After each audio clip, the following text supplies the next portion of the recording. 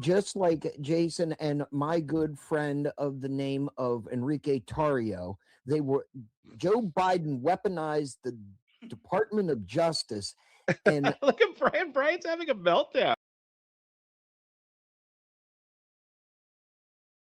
Not like a mystery. It came from the Jews, for real. Y'all brought up the Massey thing again. Y'all still didn't refute Yeah. my point about the Massey arguing against redistricting, which is the biggest push right now. And when obviously you argue against redistricting, you're going to get pushed down. Like that's just how it's going to happen. I understand the argument about against Trump. What I'm trying to say is money moves numbers, and $32 million.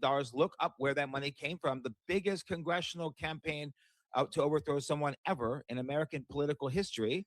And I just happen to think it has something a little more to do with his interviews on Tucker Carlson. Here's why I disagree Against Epstein than it does here's why, about Trump alone.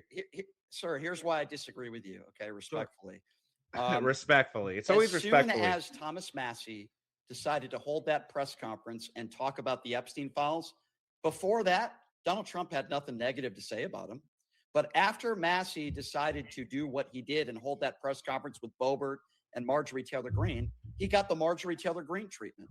And ever since that day, his popularity within the Republican Party, within the MAGA Republican Party, dropped in, and that is I'm not saying it's the only. I agree. No, I agree with everything you just said. All of this is all true. What I'm trying to say though is specifically, it's very, if you want to put something, the money is what moved it. Trump alone making a post on Truth Social or two is not gonna do that alone to Massey, who overwhelmingly won for the last 2+ decades. It's money. If you have Donald Trump that is opposing you and going on Truth Social and bashing him, which by the way, it wasn't 1 or 2 tweets. He's been now doing it for months. He's been doing it for months. And if you have the president who has a stronghold over the Republican Party, like it or not, he does, that most likely will end up getting you out of office. That's exactly what happened to Cassidy, by the way, as well. I agree. And 2 others, I agree. But so let me ask you this. Do you think that AIPAC and other Israel First organizations invested the $32 million against Massey on behalf of Trump or different? I don't know about his campaign contributions. All I do know is yeah, you're right, Postal Joe. Thank you very much for the $5. Not a very diverse panel. I'm gonna call racism. Yeah, I know. I'm surprised Brian's not speaking out about that. Where is the black people on here, huh? Where's the gays, huh? Other person, I don't even know the other person's name, to be honest. All I can tell you is this, okay, dude. This is my opinion, okay. The Epstein stuff and Thomas Massey, in my personal opinion, I don't know if there's anybody in this panel that disagrees with him, wanting Epstein survivors, for lack of a better term, to get justice. I think that's a good thing. Yes. I disagree with Lauren Boebert on almost everything. I think she's a complete imbecile. But on this, I agree with her, just like I agreed with Marjorie Taylor Greene. That's why she's no longer in office. Same reason why I agree with Nancy Mace, and I can't stand her. Yeah, can we all agree that's called being American? Is we all agree on with the perspective of whoever? Sure, but I agree with him wanting to do the Epstein, like get rid of the have the Epstein people get all the repercussions and all the things they deserve, and like all the victims get justice. I agree with that. I agree with Massey on that. However, I also disagree with Massey about redistricting, and I would put every dollar I had if I was going to be an activist and put it into a campaign against him because he's not going to go with the redistricting. So like, yeah, I mean, like, so when y'all are going to sit here and say it's just the Epstein thing, a major significant portion of this is the redistricting, whether y'all want to admit it or not. When did that happen? What indication of that do you have? What indication do I have that it's all over the news? That's what indication I have. Okay, hold on. It's all over the news that he lost because of the redistricting? Yeah, because he ran against him on this. Like that's if you literally look at it's not the redistricting. Yeah, because it's him being a political enemy of Trump. That's redistricting. Right. That's well, actually Epstein files as well. That's him. The redistricting is the big release. Hold on. And if you're a Republican voter right now, and you sitting there looking at to actually get more redistricting done. Voters care about redistricting? Yes, 100%. If you think we don't, then you are retarded. Like I mean, I know you do because you kind of have this philosophy where there's like no bad methods. You know, I know that you use the same argument. I'm just saying that do it as well. Do you gentlemen want the room? Do you gentlemen want the room? I mean, redistricting is a valid strategy by either party. Admira, here's the bottom line. Okay, you can disagree with me, but the bottom line is the only moment where it started, where Donald Trump went after Massey, was the Epstein stuff. That's true. That is the starting point. Let me ask you a question. If you don't think the Epstein file was bigger than redistricting, obviously I disagree with you. Can you give me one logical reason why Ghislaine Maxwell is still in a club? A Club Med. Yeah, I know. That's one of his go-to talking points. Can you tell me why Ghislaine Maxwell is in a Club Med? Donald Trump put her up in a Club Med and she's still there. Why is she getting this treatment? Med facility. After Maxwell 5 months ago said she's not giving up any names unless she gets a full pardon. Give me one logical reason. Because she's part of Assad. And I want everyone to hold on to your reasons and think about them. And I don't fucking know what's going on with the case. And we'll go around the room here in just a second. But I do want to get to some supers that came in. We're going to go around the room. Okay. Good thing that I'm not watching this little, Fan, you were I am. Socrates. Socrates sent in 5. Bryce, since you like facts, you continuously say on your show that Trump paid off for X to recant her grape allegation. Do you have any proof of that? I'm here in New York. I kicked both of them. We find This common was one of ground the- in sports. This was one of the most epic comebacks in NBA history. And I would also say, Okay, I don't know what. All right, let me see what his answer was to Socrates. Ivana Trump claimed that Donald Trump courted her weeks after the settlement. And you could look this up. Now, I don't know how much money she was paid, but what I do know, and this is public knowledge, there was an out-of-court settlement. After the out-of-court settlement, she put out a statement and she retracted her claim that Donald Trump courted her. So that's a lot of evidence. And by the way, under oath, in a deposition. It's not a lot of evidence. Under oath, she said that her husband her.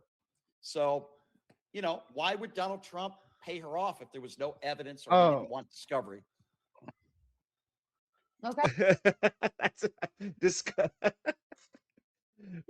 That's not evidence. People could lie, get money, and then retract. That's part of the deal, usually. It's not that, oh, okay, yeah, I'm going to give you money, but you could still call me. That's not how it works. Like, that's part of the deal, settlement. Usually you'll settle and then they'll retract. That's usually part of it. It's not he paid her off to take it back. Why would they still be friends then, Brian?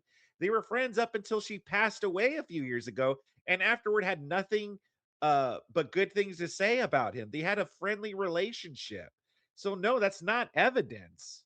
That's one thing. Like if she really was raped and then took the money and then retracted, which by the way, too, if she was really raped, you meaning she sold herself for money, she could have gotten Trump locked away so he wouldn't rape any more women, but she sold herself out for money. Is that what you're trying to say, Brian? So no, that's not evidence, Brian, but Brian believes it. That's evidence for Brian because Brian has TDS. So anything negative about Trump, he's going to believe it. By the way, on a side note, I'm very happy the New York Knicks came back from a 20-point deficit in the fourth quarter. Oh, I like how he had to change the subject there. Someone's finally calling me out. Oh, I got to change the subject back into sports. That's my safe place.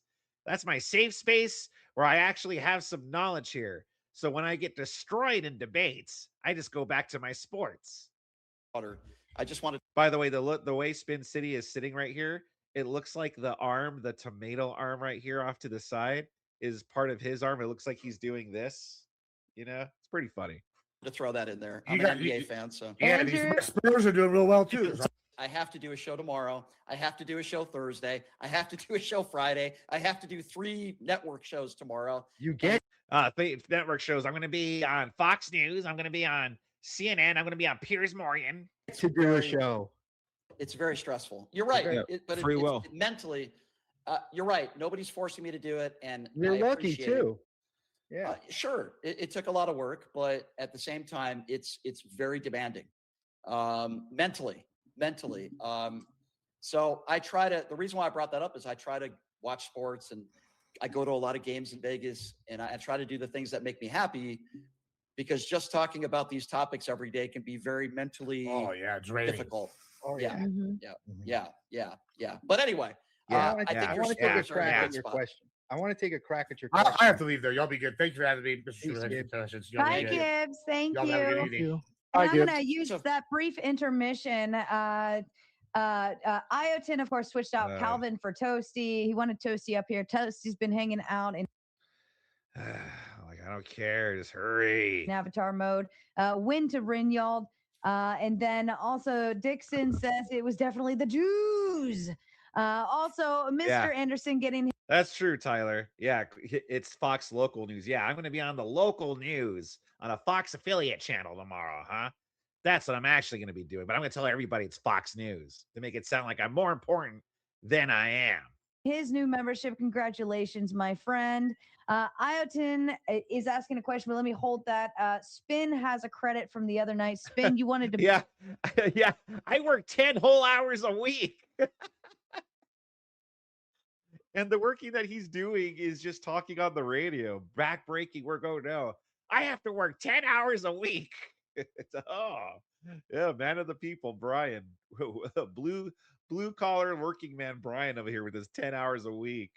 I'm struggling to put food on my table with my 10 hours a week. I can't afford my lobster and my steak. Now I have to buy cheap steak and cheap lobster. Thank you very much, good Austin, for the $5. Tired, take my money. Thanks for all the laughs, bro. Sarah looks like the landlord. Paint job in a cheap apartment. And someone painted the outlets. Oh, no, not the outlets. Thank you very much, good Austin, for the $5.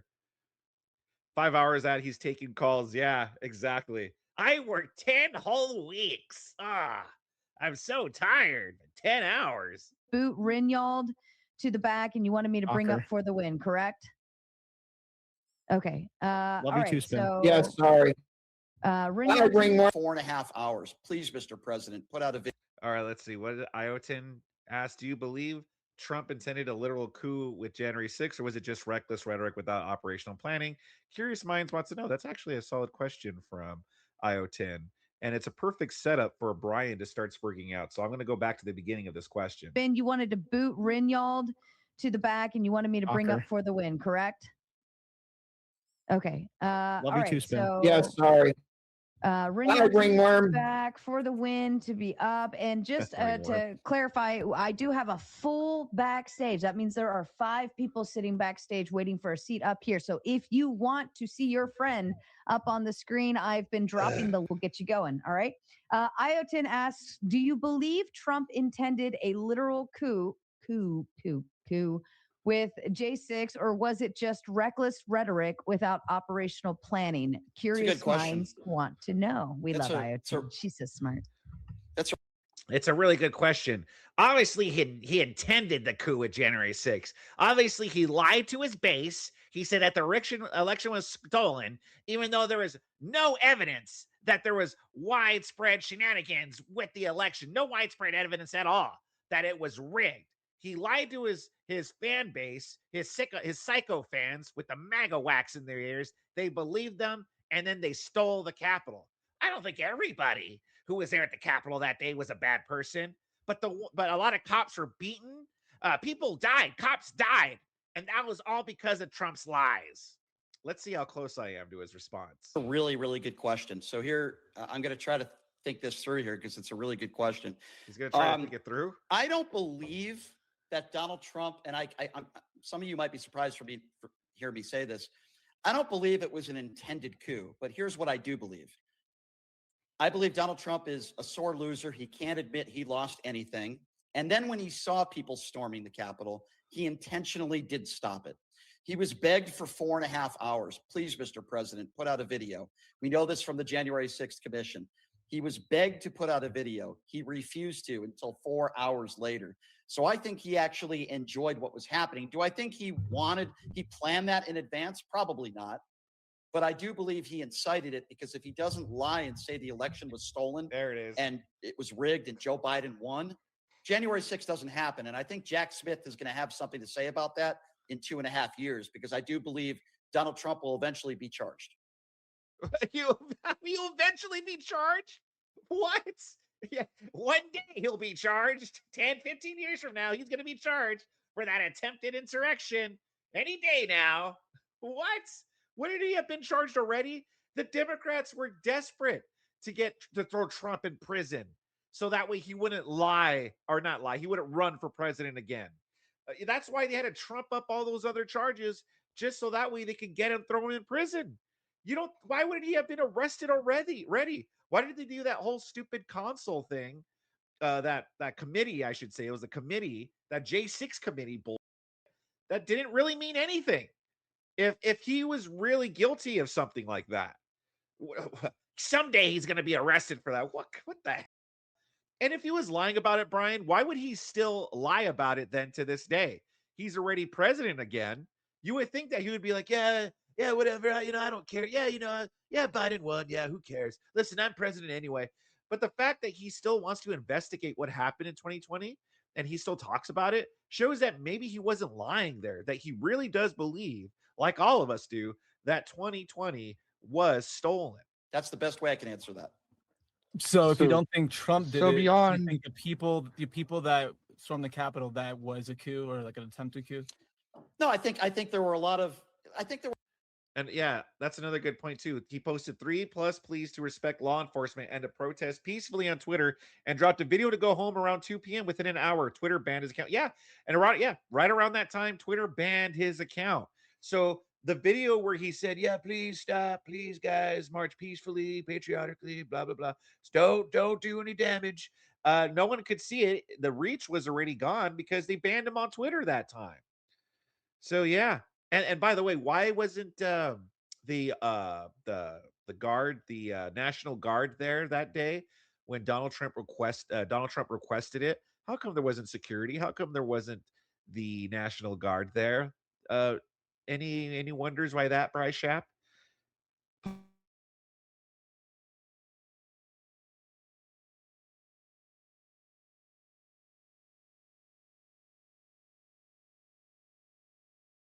All right. Anyway, did Brian Shapiro just take Dusty's spot next to Sarah? Probably. By the way, look at this perfect screenshot right here that I have of Bryce Shap. Look at his face. Perfect. Ugh. There were like 50,000 people there that day. The overwhelming majority of those people were not violent. I've never said otherwise. But there were about 700 people that were, and there were 1,500 total people that committed crimes. They actually believe every word that Donald Trump says. I really feel sorry for them. How many feds were there?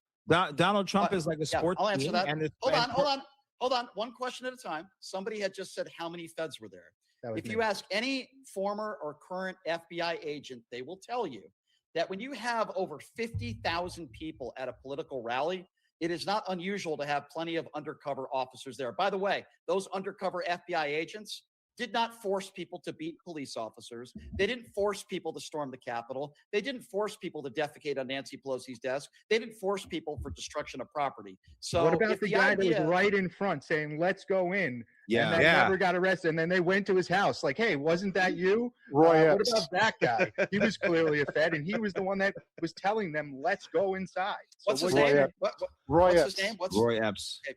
Oh, Brian, you don't know about that? Usually when someone doesn't know, he usually gets all, you don't know about that? Oh, okay, I'm surprised you don't know about that. Oh, Brian, you don't know about that? That was actually kind of a big story when it comes to the Fed stuff, that this guy was the one that was like, come on in. And then it turns out he was like an FBI agent. Postal Joe for the $2. Why are those tomatoes chasing the ants? I actually have no idea. That's a good question. But thank you very much, Joe. And thank you very much for helping save my kidney, guys.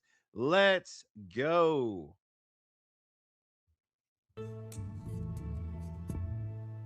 Wait, Vic, you don't have to do this. You made the super chat goal. Yo! Thank you very much, guys, for helping me shatter that super chat goal. I will not have to sell my kidney. Let's see if we can do it again.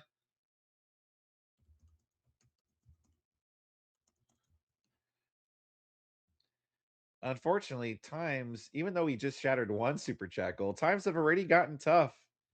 And I might have to wrestle a bear, believe it or not. Yes, I have to wrestle a bear. Times are tough.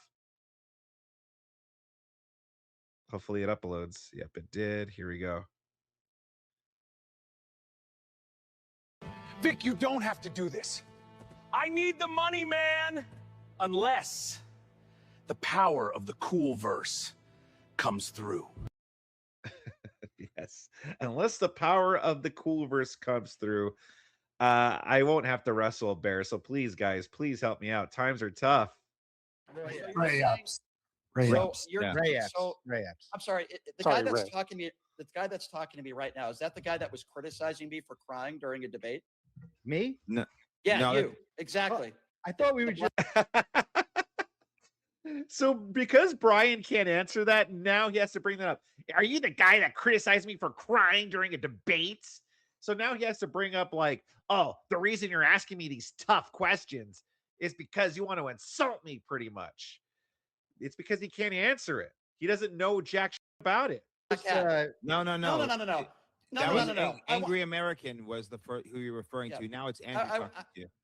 Andrew, did you not make a video claiming that criticizing me for getting emotional during a debate, talking about my dead sister? Did you watch it? Talking about no. Why don't you answer my question? Did you not make a video? Like, what does that have to do with the whole? He's getting pissed off. Did you make a video? Did you make a video saying that I got laughed off the stage? That I cried like a baby? First of all, I didn't cry like a baby. I cried like a grown man on stage. So there you go with your misleading titles. And then you said that I was laughed off the stage. I was laughed at while on the stage. What are you, Warren Smith, part 2? What is this? Look how butthurt he is. And the only reason why he's so pissed off is because he can't answer that whole question, the feds thing. So now he has to resort to attacks. Criticizing me, talking about my dead sister and my dead grandmother. You think that's bad for a man to do that? Did you watch it? No, I didn't do that. You're not a serious person. I watched. I didn't do that, Brian. You are not a serious person. I didn't do that, Brian. I watched your video. My video gives both sides of the argument. I tell what both sides of the argument is, and the chat tells what's correct. You in your title. I don't make any claims in the video. Crying in your video in your Either he's thinking of a wrong guy, he's either thinking of the wrong person, or he didn't watch the video. He probably what's his name? Dragon Fist TV. Let's look up that video. Let's see what he had to say. Let's see what Brian is so worked up about.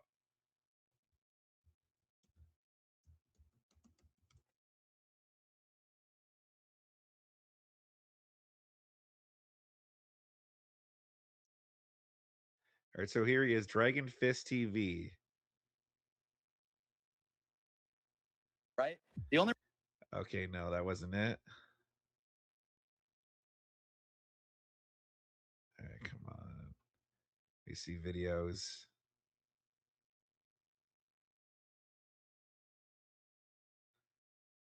Come on, where's Bryce Shap? I don't think he has it up. But he doesn't. The only thing he has up is when the last time that Brian was on the Sarah's panel and he went back and forth with them. Is it under a live? Is it under a short?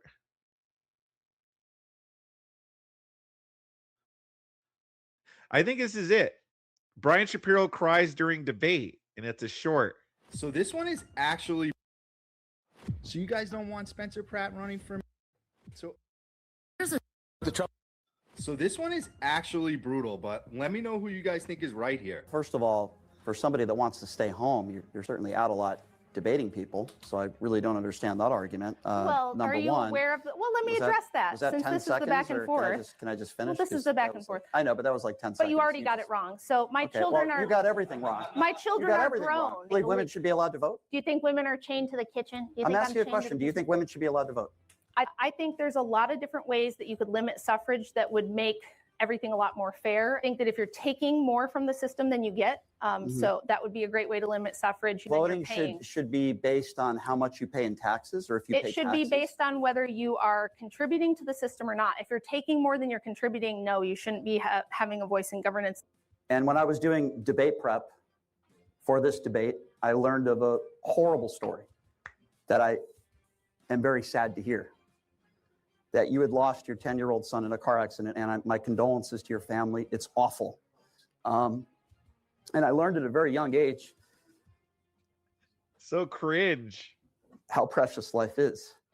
What does this have to do with feminism? Life is really short. Yeah, what does this have to do with feminism? What does this have to do with the debate? I don't want to tell you guys what to do. Very disappointing. We had no arguments from Brian whatsoever for why we should believe that feminism has been beneficial for women and children. And what we got from Brian ultimately was the best argument against feminism, because what feminism produces is emotionally incontinent, weak men who can't control themselves, who have violent outbursts, will insult you, will be angry and combative, and then try at the end of the debate to bring up your dead child and not even let you get through a debate in a professional manner addressing the topic at hand without crying and bringing up your dead son, who you probably don't want to be thinking about in the closing of a professional debate that you're trying to get through. So when he says, do what you want, man, I would say no, don't do that. Find a strong, virtuous man in your life who knows how to hold boundaries and protect you, who can control his emotions, who can be the force of strength and stability that families need that we don't have anymore. Don't be a male feminist. So this one is actually... So Andrew doesn't even say anything in the video. He just does the stereotypical intro where it's like, this was crazy. Check this out. And then they go into the clip. You know how that's a trend with shorts? Whoa, this was wild. You know, what are the oranges for? Check this out. So Brian didn't watch the clip. Brian didn't even watch it. He just saw the title, which was Brian Shapiro cries during debate. And that's it. And he was like, I'm not going to watch this. He's going to make fun of me and me crying. So, oh my goodness, Brian. Butthurt Brian strikes again. I'm going to subscribe actually to this Andrew Dragon Fist TV. I am subscribed to you, sir. Good job. Let's see. Flavius, thank you very much for the 20. He's getting red. Yeah, he is he's getting redder than the Raging Tomato Sarah over here. He's seeing red. Thank you very much, Flavius. Thank you very much, Nate, for the $5. Still 80 of you listen to Bryce Chat in your furry outfit. Repent and like the stream. That is true. There's still a lot of Brian Shapiro fans in the chat. Make sure you like the stream. Thank you, Nate. And thank you very much, Del Phil, for the 20. Sarah looks like the hottest dancer on, oh no, on the 11 a.m. to 4 p.m. shift at a shady club in Nowhere Town.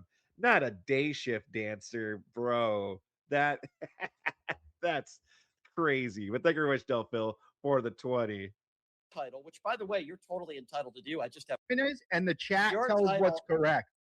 You in your title, I don't make any claims in the video. Crying in your video, in your title, which by the way, you're totally entitled to do. I just have no respect for you.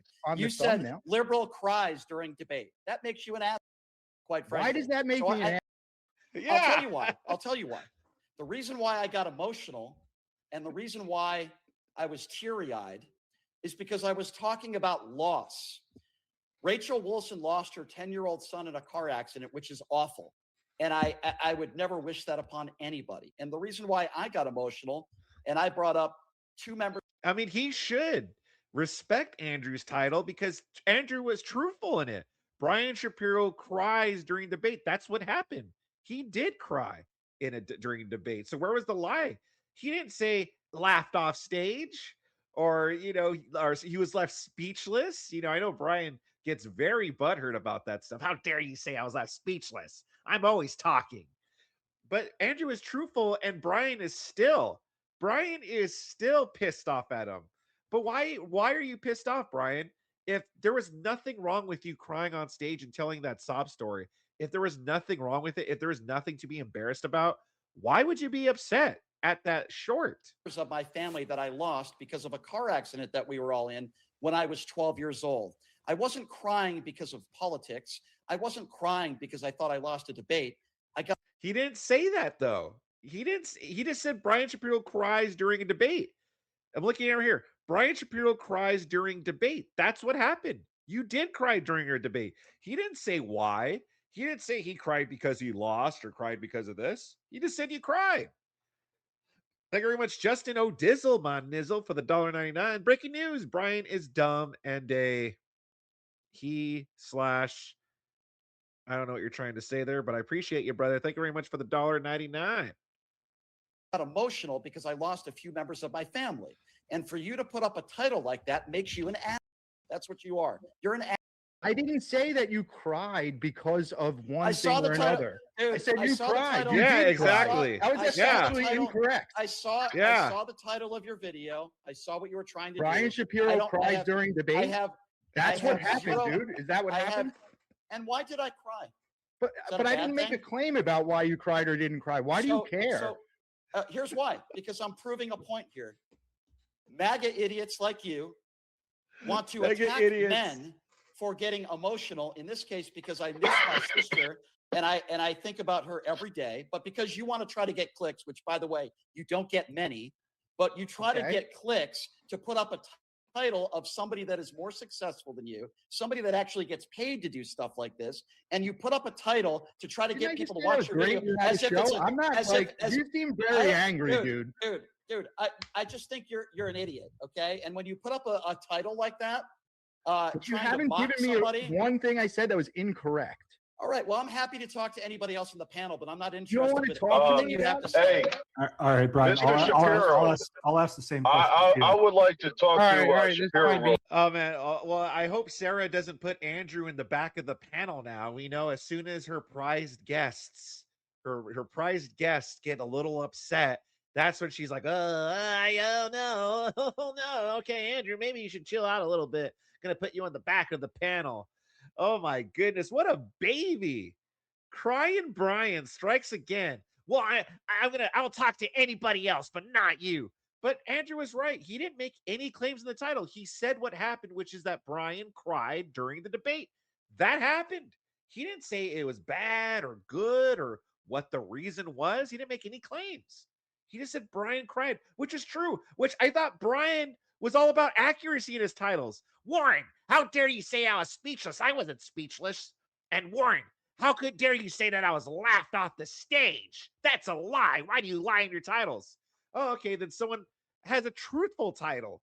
Brian Shapiro cried during the debate. Why did you title your video truthfully now that I cried? Why did you do that? Why are you being truthful in your titles, you piece of shit? I'm going to talk to anybody else but you asshole. Like, make up your mind, Brian. Do you want people to be truthful or do you want them to exaggerate a bit? Which one is it? You get mad either way, you idiot, you dummy. Thank you very much, Del Phil, for the $5.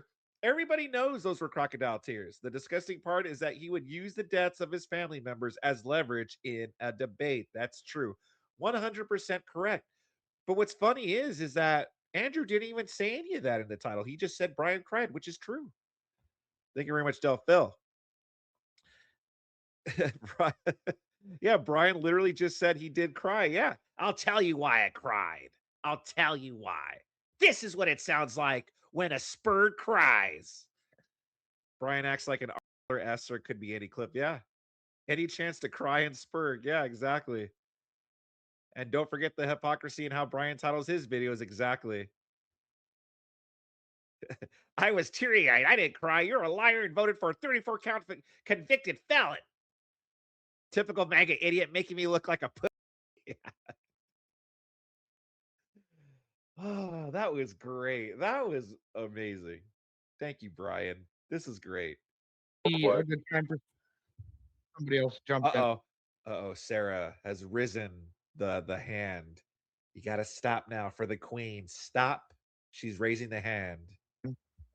Brian. I think I really got to, dude. I had a whole thing to answer your question. I really wanted to just answer your question about Trump. I'm not mad at you. I'm a Knicks fan. Bro, I'm not mad at you. I do this for other people too. They don't get upset. If you want me to change the thumbnail, Andrew, think about the logistics of all liberals. Where he has like a cult thing on. He doesn't care. He comes on my channel.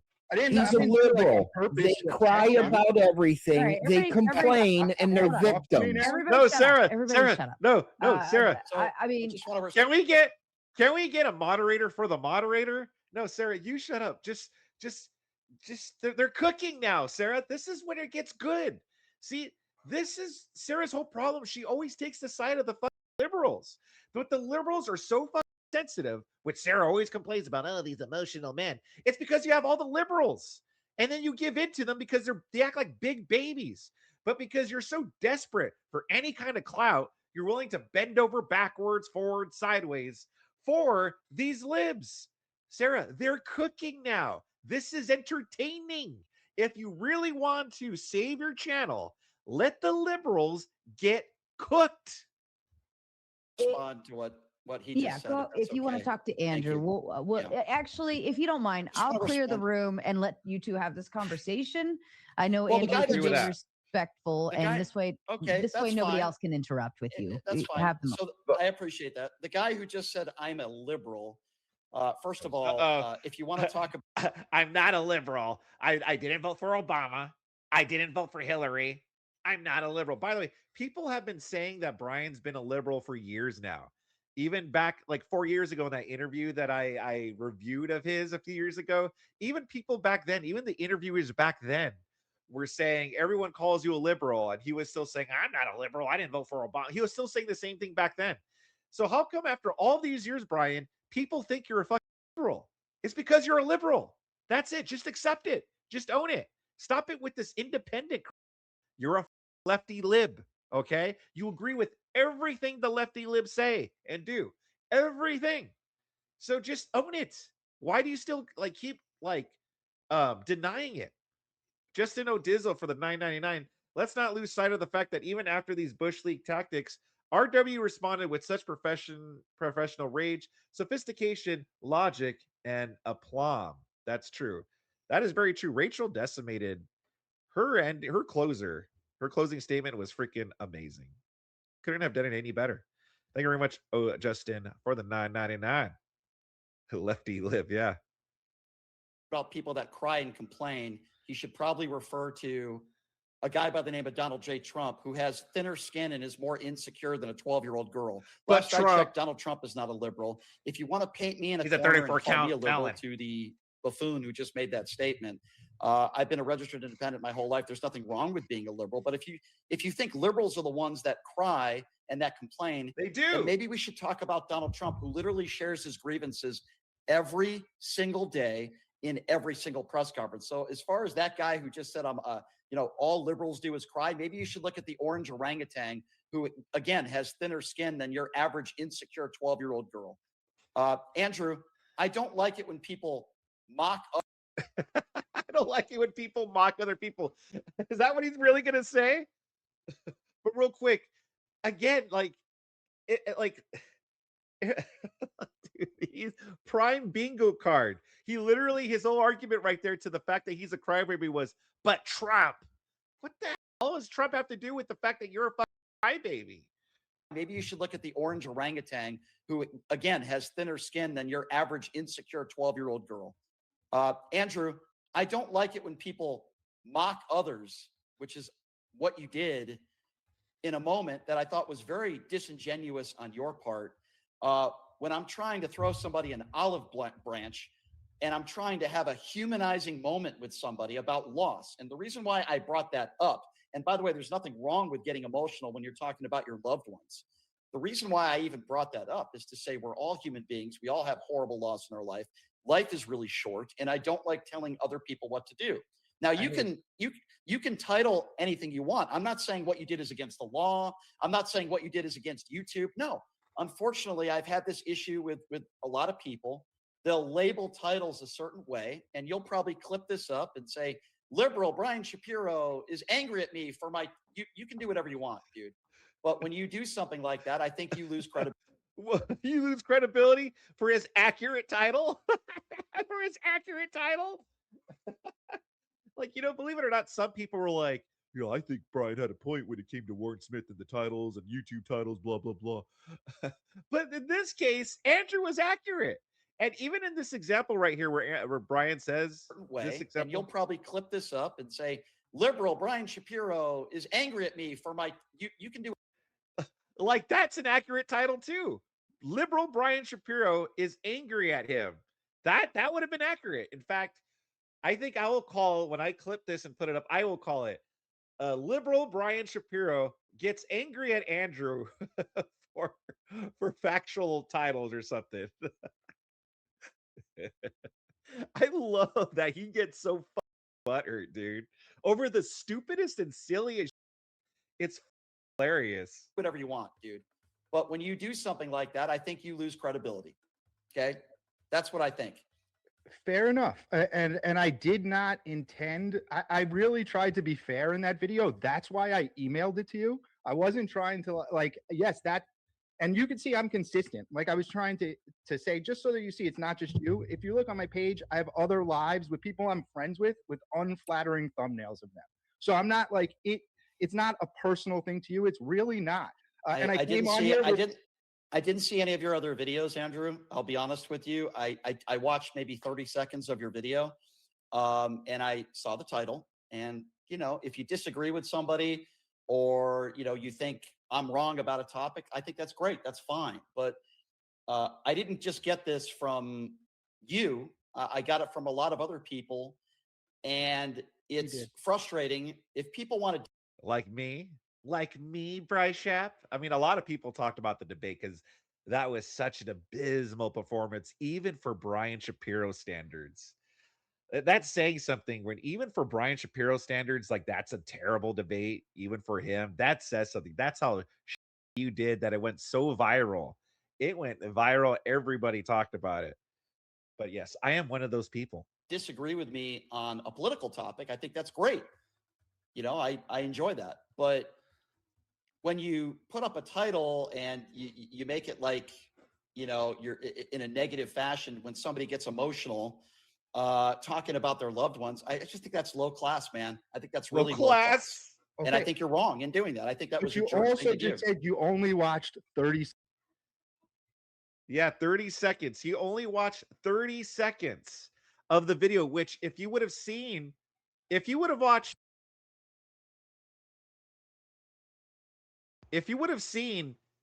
actual video, which I don't think he did, because if he actually watched it, then he would know that he didn't say anything. He just showed some of Brian's closing statement and then Rachel's closing statement.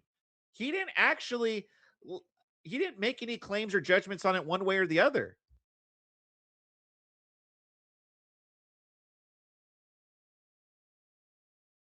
Be right back.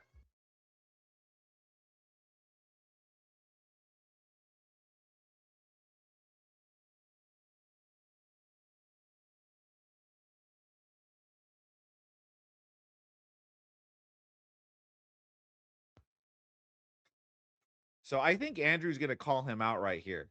I think Andrew's going to call him out and be like, well, you said you watched 30 seconds. By the way, Brian does this. It's okay when he does it. Brian literally had a video title that said, Caroline Leavitt is a lying bitch, or basically calling her a lying bitch. So he could call people anything he wants, mock them any way he wants, have any titles he wants. But as soon as you do it back to him, he gets so angry and so red and so spurky. How dare you? How dare you lie about me in your titles? How dare you tell the truth about me in your titles? I just don't want you to talk about anything negatively about me either way. Talking about their loved ones, I just think that's low class, man. I think that's really low class. Okay. And I think you're wrong in doing that. I think that was. You also just said you only watched 30 seconds of the video, and in all I'm talking about the title. Right, but you said I only watched 30 seconds of your video. You just said that. So what I'm saying is, if you watched it through, you would see that I'm constantly saying, guys, this is what Brian's saying. This is what Andrew's saying. Who's right? And I'm looking for the chat to tell me who's right. I'm not saying Andrew and Rachel are right. You can go back and watch it. It's still up. You can I'm not saying that. You don't have to take my advice. No, I will. For what it's worth, you can just say, Brian. Listen, look, Andrew, look, I like you. All right. You're doing a good job by getting him to spurg out so hard. I already like you for that. Okay. Anyone that gets Brian to spurg out like this, which, I mean, listen, it's not that hard to do, but still, I like you. But don't be treating him like, oh yeah, I'm gonna take your advice. He's not trying to give you advice to help you or anything. He's just butthurt. He doesn't like anybody criticizing him. That's all this is. Stop showing him so much respect is what I'm saying. By the way, this could be a good thumbnail too. I don't care what you have to say, and that's fine. I'm not saying but that. if you want more views and you want more content that a lot of people watch, then talk about the issues and title something differently. Who cares if somebody got emotional during a debate? That doesn't mean somebody won or lost. Like, I don't understand the bearing of it. If you disagree with me on, I don't know, feminism or whatever I said in the debate, okay, then focus on that. right? I had Warren Smith on my show last week. It'll probably be, I used to have him on every week. It'll probably be the last time he ever does my show because he's very disingenuous with the things he says about me. And I addressed it with him head on when he came on the show last week.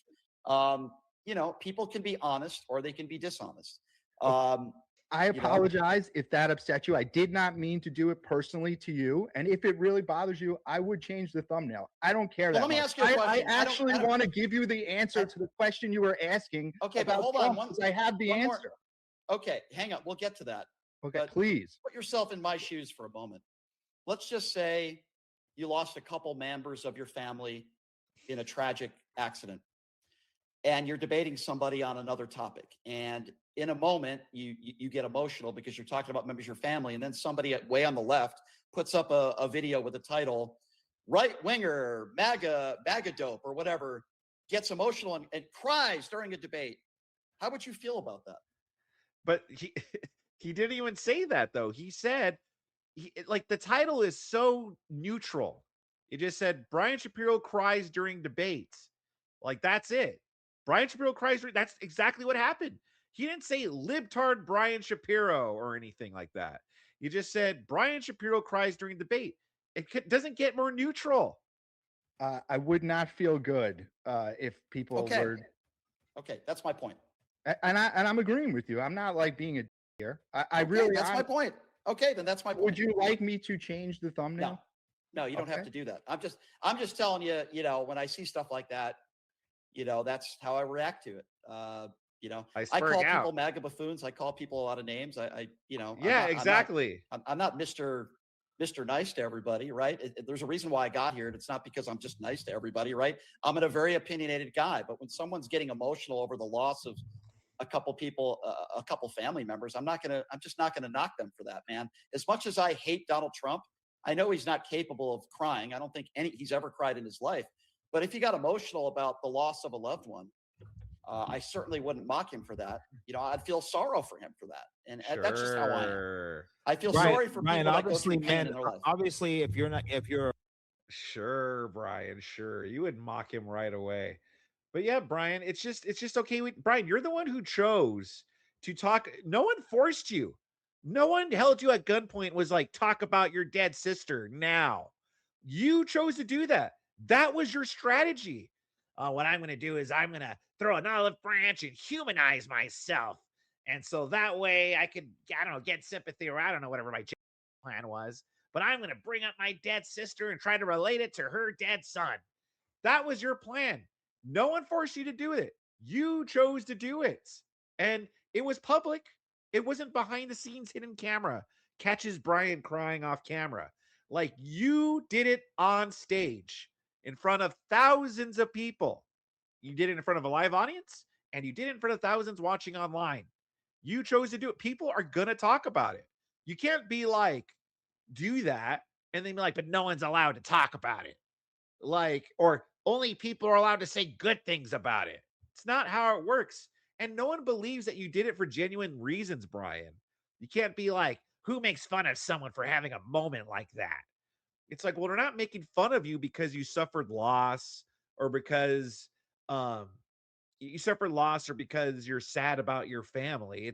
That's what people are mocking you for. We're mocking you because you used it as a closing statement, as some sort of tactic. It was classless. It was tacky. And then you also brought up Rachel's kid. It would be one thing if Brian had only stuck to his family. That would have been one thing. He might have an argument there, but he chose to also bring up the Wilson's family. And that was really classless, tacky, and just low and despicable, as Brian would call it. And so, yeah, people are going to call it out. You can't do that and then be like, yeah, but you're not allowed to talk about it, or you're only allowed to say good things about it. It's not how it works. I wish Rachel would have slapped the shit out of him for talking shit about her and her kids like that. It was all an attack on the Wilsons. Yeah.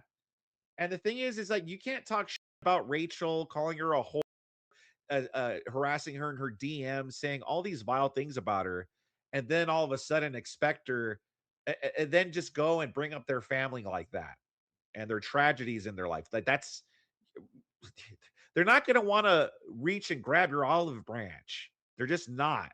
You can't do that, Brian. Again, it's not how it works, and people are just going to see it as some kind of tactic or something. A real man, you obviously release real emotions because you have real feelings and stuff, but you also wouldn't need to explain it away so hard, right? I mean, we don't need to explain if we cry because we're emotional from the unfortunate loss of loved ones or anything. You know what I mean? Like it's like that's someone a real wants problem. to mock. To me, it looks feminine to mock someone who's giving a real emotion. Nice. I'm not even talking about Andrew. I agree. I'm not even talking about Wait, Andrew. wait. So Brian, you Sarah, just shh. Can we get a moderator for the moderator, please? Can we get a moderator for her? Authentically Kennedy for the $4.99. Is Brian claiming that Andrew's dishing out fake news? Oh, the irony. Also, please start selling Brian Shapiro bingo cards. I'd buy. Thank you very much, Kennedy. That's not a bad idea. I was in the hospital. I was crying for 2 days while she's in the hospital. Am I afraid to admit that? Of course not. I kind of want to jump in. LG, go ahead, jump in there. I Yeah, know you were pushing the limits your YouTube page. Yes. At Pete, yes. At Pete. Who is this? LG. I hope LG starts calling him out for his titles, please, dude.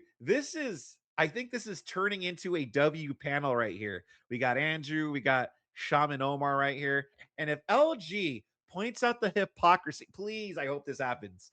If he does this, I will subscribe to that guy's channel right now.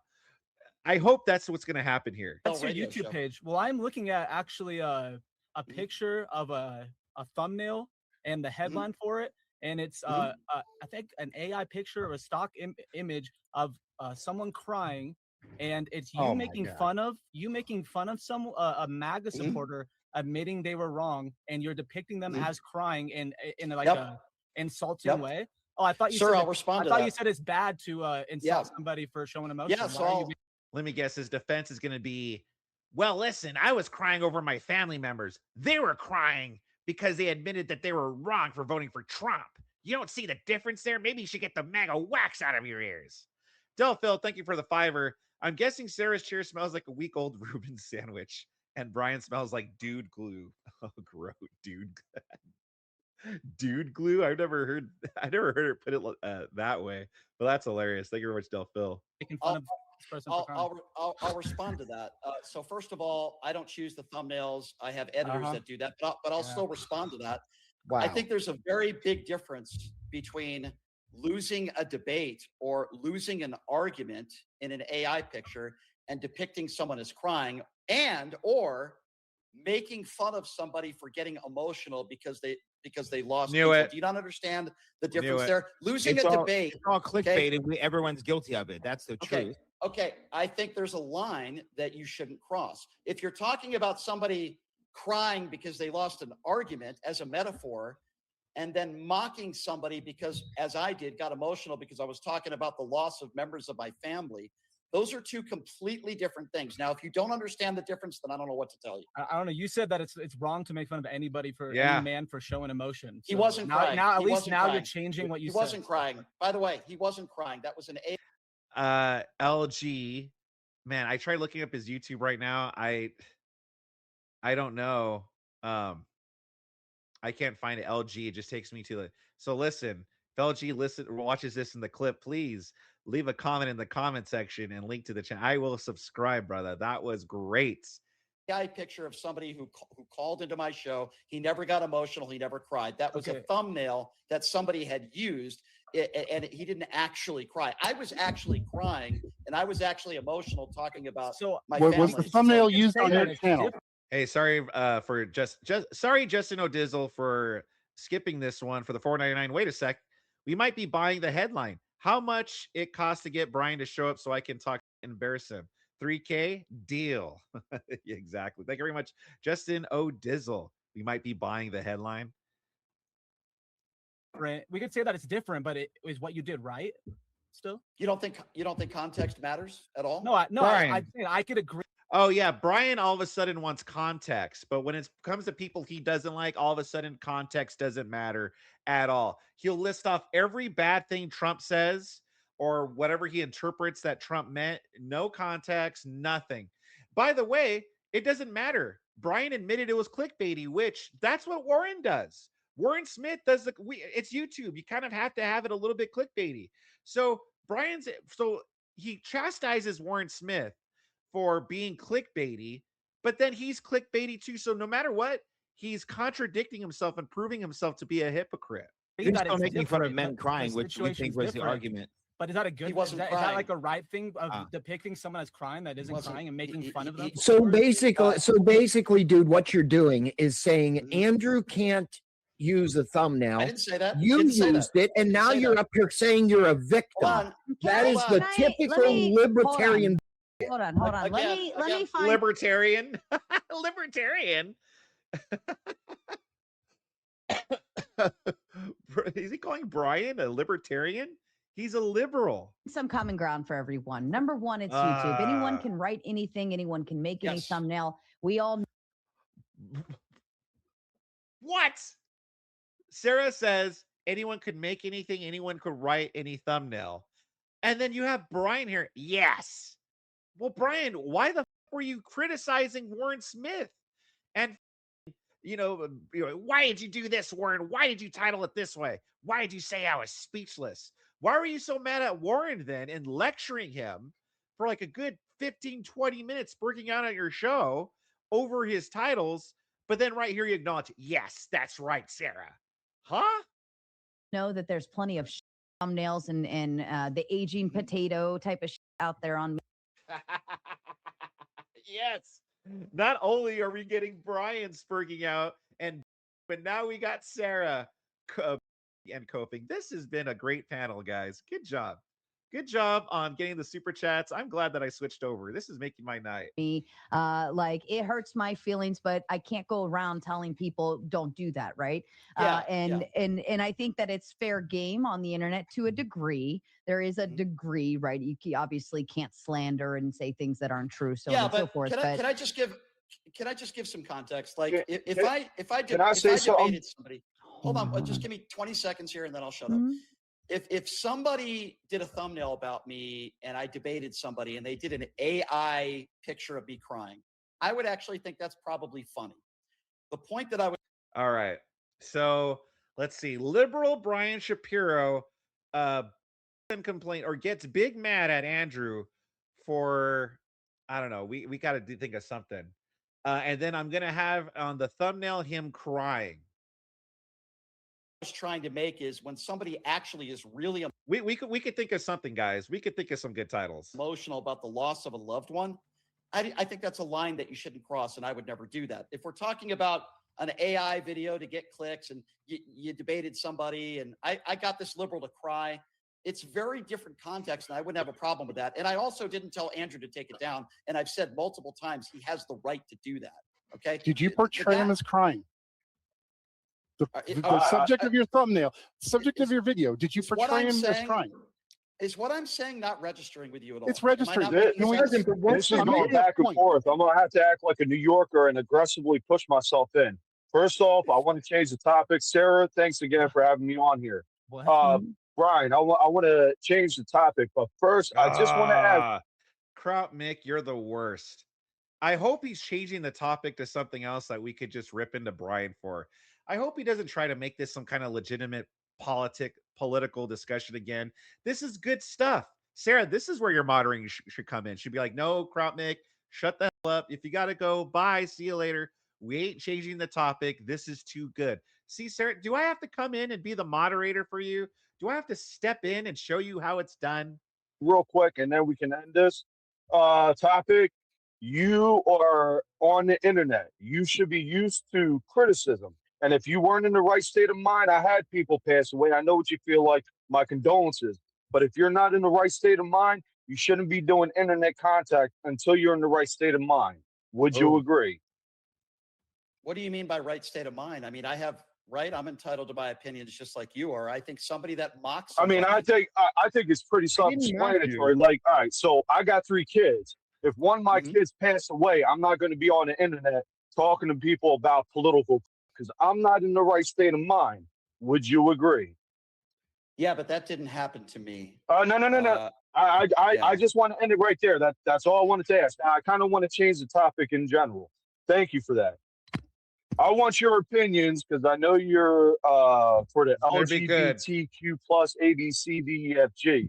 I'm like, this better be good, Kraut Mick. This better be good. Now it seems like he's going to bring up the gays, so this should be good. You know, Brian loves defending the LGBTQ, so let's see. Maybe he could redeem himself. Maybe this might be a good topic change. Community, right?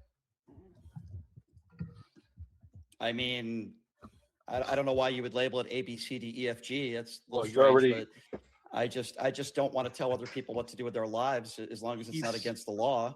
I mean, it's pretty all right, simple, right? all right, cool. Hold up. We gonna get on the tangent. I kind of want, you know what? I want Brian. Well, just ask it opinion in on an this. intelligent. So ask it in an intelligent way. Don't say you're. Well, I for the gotta dumb it LGBT down for you based on the ABC. videos. All right.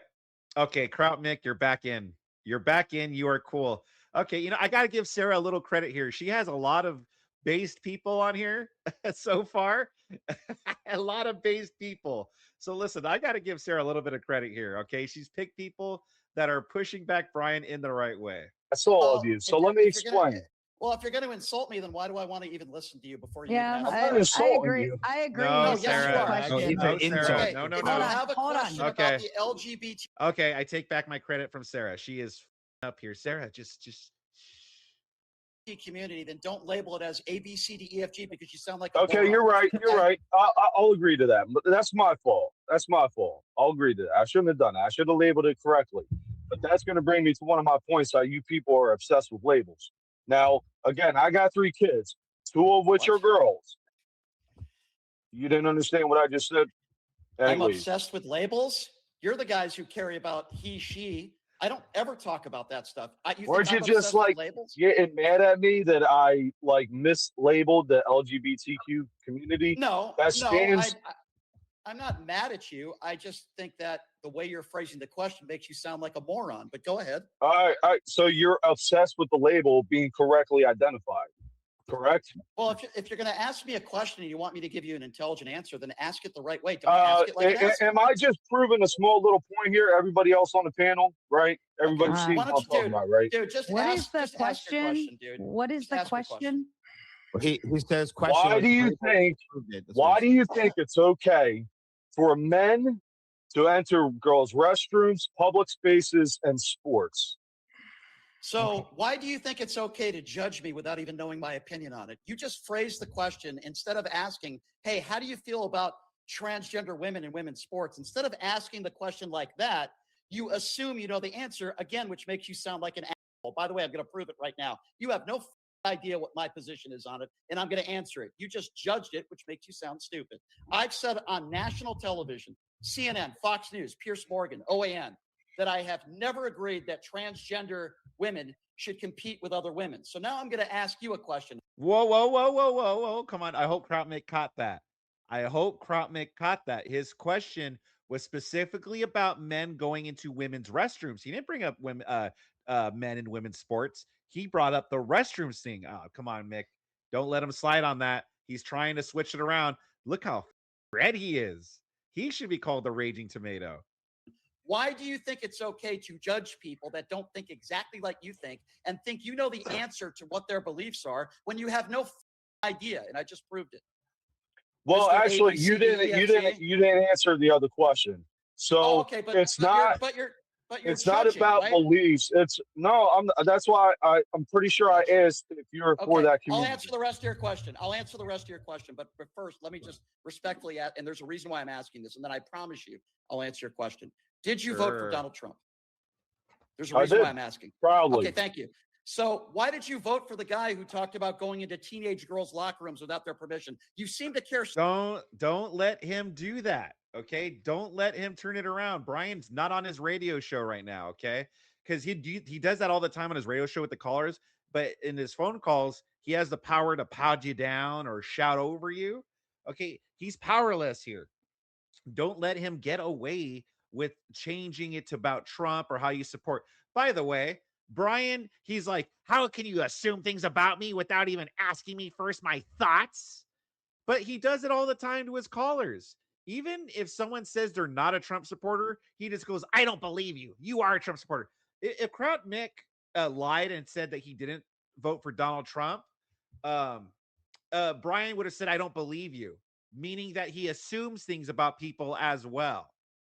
so much about the trans issue and about transgender women going into women's locker rooms, but yet you had no problem voting for the guy who bragged about going into teenage girls' locker rooms without their permission and bragged about it sexually on the Howard Stern show. So why would you support somebody like that if you're going to ask me that question? Don't let it. Come on, press him. That's Press him. okay. Let him. Very dishonest reframing of what actually happened. Well, not only. Whoa, who said that? Who said that? Who was that? Stern show. So why would you support somebody like that if you're going to ask me that question? That's okay. Very dishonest reframing of what actually happened. Well, not only that. I don't know who said that, but whoever said that, yes, absolutely correct. Glad you called that out. But he didn't answer my question. So you agree men shouldn't be in female sports? No. I'll answer your question. I asked you, look, you're interrupting, liberal. Relax. I asked you two simple questions. You answered one. I'll give you that, but you failed to answer the other one. Very simple question. Okay, I'll answer the other one, but will you promise to answer mine after I give you an answer about Donald Trump? Yeah, absolutely. Okay, good. Yeah. Okay, so unless somebody could show me an actual study that transgender women have a higher risk. Not transgender women, men entering female restrooms. I'm not talking about transgender women. I'm talking about a man like me and all the other cats on this panel, men that had no transition done to them.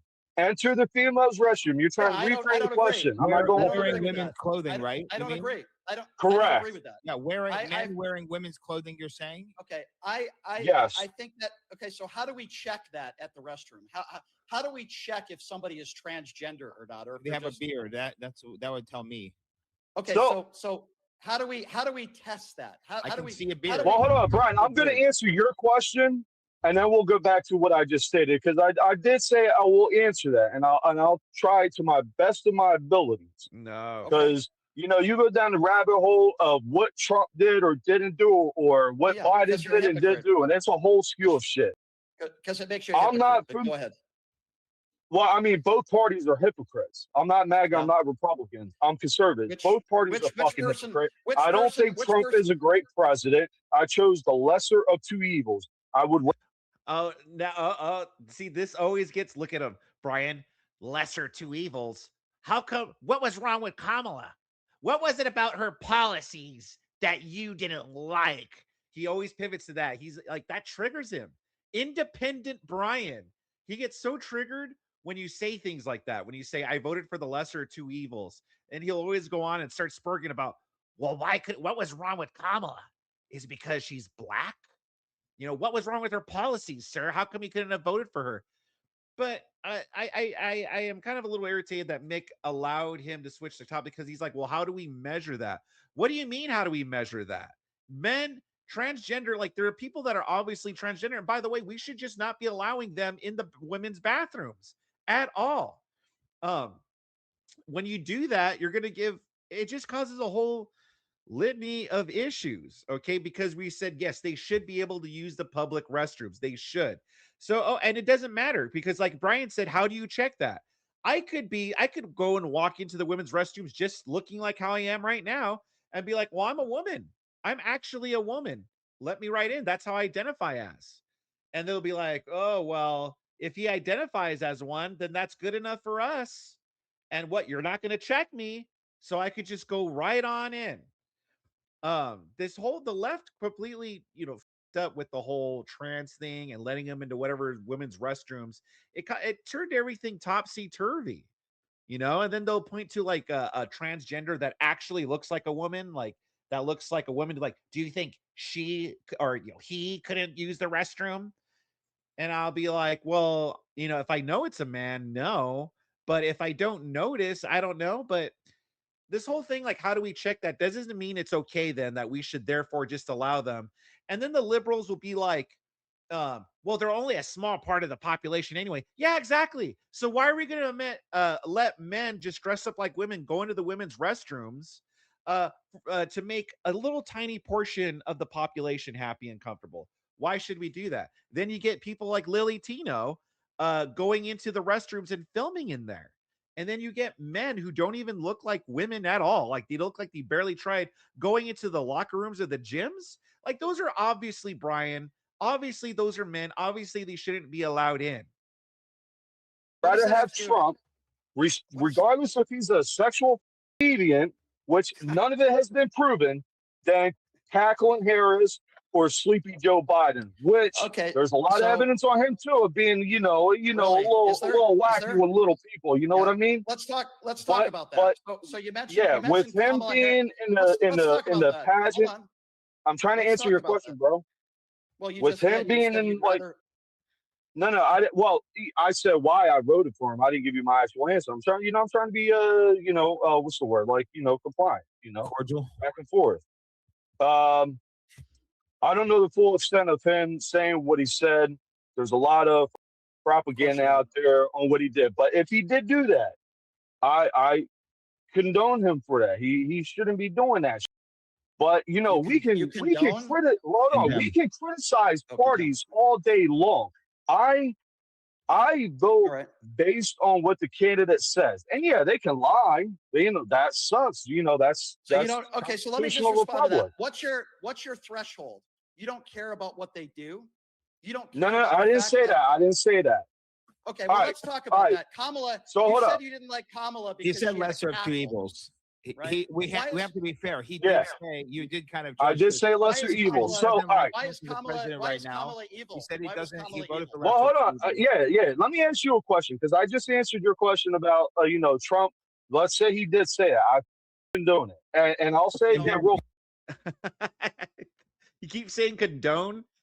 I think he means condemn. Condemn. I don't think Trump is a great president, and hopefully nobody on this panel that thinks he does gets mad at me for that. He's not a great president. He's a good president, lesser of two evils.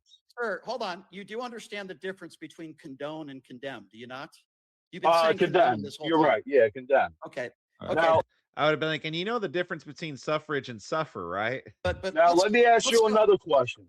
Do you say you don't call Trump a fascist? Do you think he can be a fascist, or he's leading into fascism? Like he's trying to consolidate power to be a fascist, a dictator? Do you believe that's what he's trying to do? I'll answer that, but let's really talk about Kamala's cackle because that's very important to this conversation. Back and forth. Questions for questions. Questions for Brian, you like Kamala, honestly? Hold on, I'll answer that. I'll answer a lot of questions. Let me just. Brian always says that he doesn't like Kamala. Like he doesn't think that, she would have been a good president, or I don't know. He's back and forth because he'll be like, well, I only, he's kind of back and forth. On one hand, she's a great mother. He respects her, blah, blah, blah. But then he'll be like, I don't think she was a good candidate. And I don't think she should run again. So it's like, well, what is it, Brian? But clearly Brian also chose who he felt was the lesser of two evils, because we all know Brian has severe TDS. So he only voted for Kamala, and I think even Joe Biden, because he hated Trump so much. So he himself voted for who he felt was the lesser of two evils, which is fine. But he gets angry at that. He goes, what makes you think Kamala was the lesser of two evils? Because he hates Trump that much. That's why he gets mad. Like Brian will talk to actual centrists, like actual people who are like independent or libertarian or something that's not really a fan of Trump, or like not really a fan of the Republicans or Democrats or Trump or Kamala. And he'll still get mad. He'll be like, well, why couldn't you have voted for Kamala? Respond.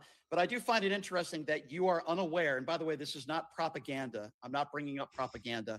All you have to do is go on YouTube right now and look at the comments he made on the Howard Stern show. That's not propaganda. I'm using his own. Yeah, that is propaganda. You're not using. I'll be like, Brian, can you bring up the clip and see what he actually said? Did he say teen pageants? That's Howard Stern, man. Like, come on, man. So that makes it okay. Anybody that goes on that show, Okay, gotcha. So it's just Howard So what are you Stern. cherry picking out of Howard Stern? Also, hold on. There are already several women that have come forward that have done interviews that were teenagers. No one credible. Okay, so they're not credible, but Donald Trump is. Okay, they're anecdotes. I asked you a question, bro. You can't. By the way, there were pageant contestants that said that Trump was completely respectful. So, well, what about their word? Like, what about what they had to say? Brian was probably like, well, they were paid off. Hold on. Hey, I want to hear what hold on, guys. I want to hear what Ant has to say, please. Ant, you were chiming in on something there. Yeah, and I'm sorry if I'm sounding a little aggressive, but I'm just saying it's like these allegations are just that. They are purely anecdotal. and without anything to support them, it's completely unfalsifiable. Yeah. Okay. So unfalsifiable. I didn't even know that was a word. Okay. So you've never heard of it? You've never what? heard of it? So let me. Brian has the nerve to ask Kropnik, do you know the difference between condone and condemn? But he's never heard unfalsifiable before. Brian has no business criticizing anybody's vocabulary. Mr. Sycophant and suffrage, meaning suffer. He has no business criticizing people's vocabulary. Brian actually used to know, back before the TDS got so severe, he actually used to have a decent vocabulary, Brian, but the TDS really rotted his brain, so now he's a complete imbecile. Let me respond to what you just said. So first of all, About when you say Trump trying to consolidate power to be a fascist. Hold on, let him talk for fuck's sake. Let him talk. It's him versus all of you. I don't know if I'm necessarily against. Well, yeah, but you're being polite. Well, that's his choice. Yeah. So first of all, you said they're just claims, and so first of all, Donald Trump is the guy who said it. Okay, it's not just you just had several women that said, "Hey, he went into this locker room without our permission." You actually had Donald Trump admit it, sexualize it, and say it. Now, I could name you a lot of Democrats that have. He didn't sexualize it. He said that because what he actually said, and by the way, yeah, Brian's lying because Brian keeps pushing the lie that it was the teen pageant. It wasn't the teen pageant. It was the Miss USA, the adult one. And Donald Trump didn't sexualize. He wasn't in the, I got to go backstage and check out all those women's titties, and I got to go in there and stare at them all, and I'll be like, hey, nice rack. Like, that's not what he said. He said that because he owns the pageant, he's the owner, that he gets to go backstage. He gets to kind of inspect everything to make sure everything's okay. Some of the women are undressing, blah, blah, blah. That's what he said, but he didn't say anything like, oh, yeah, I got to go back there, spank him on the ass, do whatever the hell I want. Like, he just said that he got to go backstage, inspect everything. And yes, some of them were in the middle of unchanging or what have you. But that doesn't mean anything. It doesn't mean that he was there ogling. I'm like, oh, yeah. From the people reported that actually before he would go backstage, that they would tell the women, hey, Donald's going to come back here. Like, make sure you guys are covered. People reported that. Some of the contestants did. Some of the contestants said that he was actually very respectful, that he wasn't disrespectful at all at the pageants. Also, too, those allegations, the pageant allegations, I should say, they came out after the whole grab him by the leaked video came out. So what it seems like is that this was maybe some of these contestants were possibly, by the way, I'm speculating here. Okay. Just putting up, I'm speculating. Those contestants might have been paid by the Democrats or what have you to make up these things about Donald Trump, because it just so happened that these statements were put out there after that grab him by the clip came out, which was, by the way, shortly right before the 2016 elections. Again, coincidence? I think not. Del Phil, thank you very much for the 10. You think Sarah's smart enough to take Brian the locale for every drop of attention she can? I like to think she's too stupid. Yeah, exactly. Which is funny how much she sweeps for these liberals. Like, these liberals are all butthurt babies, but she always sweeps for them. But then she lets Rob and Andrew go and all the Crucible people go. She's not exactly the smartest. Yet the contestants go on stage in front of a mixed audience. To be honest, that's normal in that industry. Yeah. On the Howard Stern show, they've never admitted to going into a locker room without teenage girls' permission and storming in there. And by the way, teenage girls. There's also LG was about to fact check him. No, come on. It wasn't teenage girls. There's also they were 16, 17-year-old girls. No, this was context. 18 and over. Howard Stern show, they were talking about Miss USA. Hold on. There's also context to this. Okay, it's not. I thought I condemned his actions. I thought we moved past this. I asked you if you think that Trump is trying to be a fascist. Dang it! Come on, no, that was actually a fact check in real time. It wasn't. Yes, make Brian answer for this. Don't interrupt him. he's been spreading this lie, and he's probably going to go back to spreading it, by the way. He's going to be on his show probably tomorrow talking about how it's the Teen USA. Just like how Tim Pool got him to admit he didn't know what the charges were for with the 34 count felon thing. He couldn't name a single one. He still goes and peddles that whole 34 count felon thing. So he's probably still going to peddle the Teen USA thing. But I just want to see him squirm a little bit and see him have to confront the fact that he's been lying about the Miss Teen USA. I think he's a wannabe dictator. Yes. I've never Okay, called now him a fascist. do you think Biden? Hold on. Okay. Let me just answer. Let me just give you why I feel that way. I've never used the term fascist. I don't compare him to Hitler, even though I have said on the record that I think. Yeah, I never heard you call him that. I'll give you that. That's why I asked you. I've heard some of the verbiage that Stephen Miller has used, and I think you can compare some of his language to Adolf Hitler. But I've never referred to Donald Trump that way. Here's why I think he's a wannabe dictator. He writes love letters to Kim Jong-un. Never has said anything negative about Vladimir Putin or.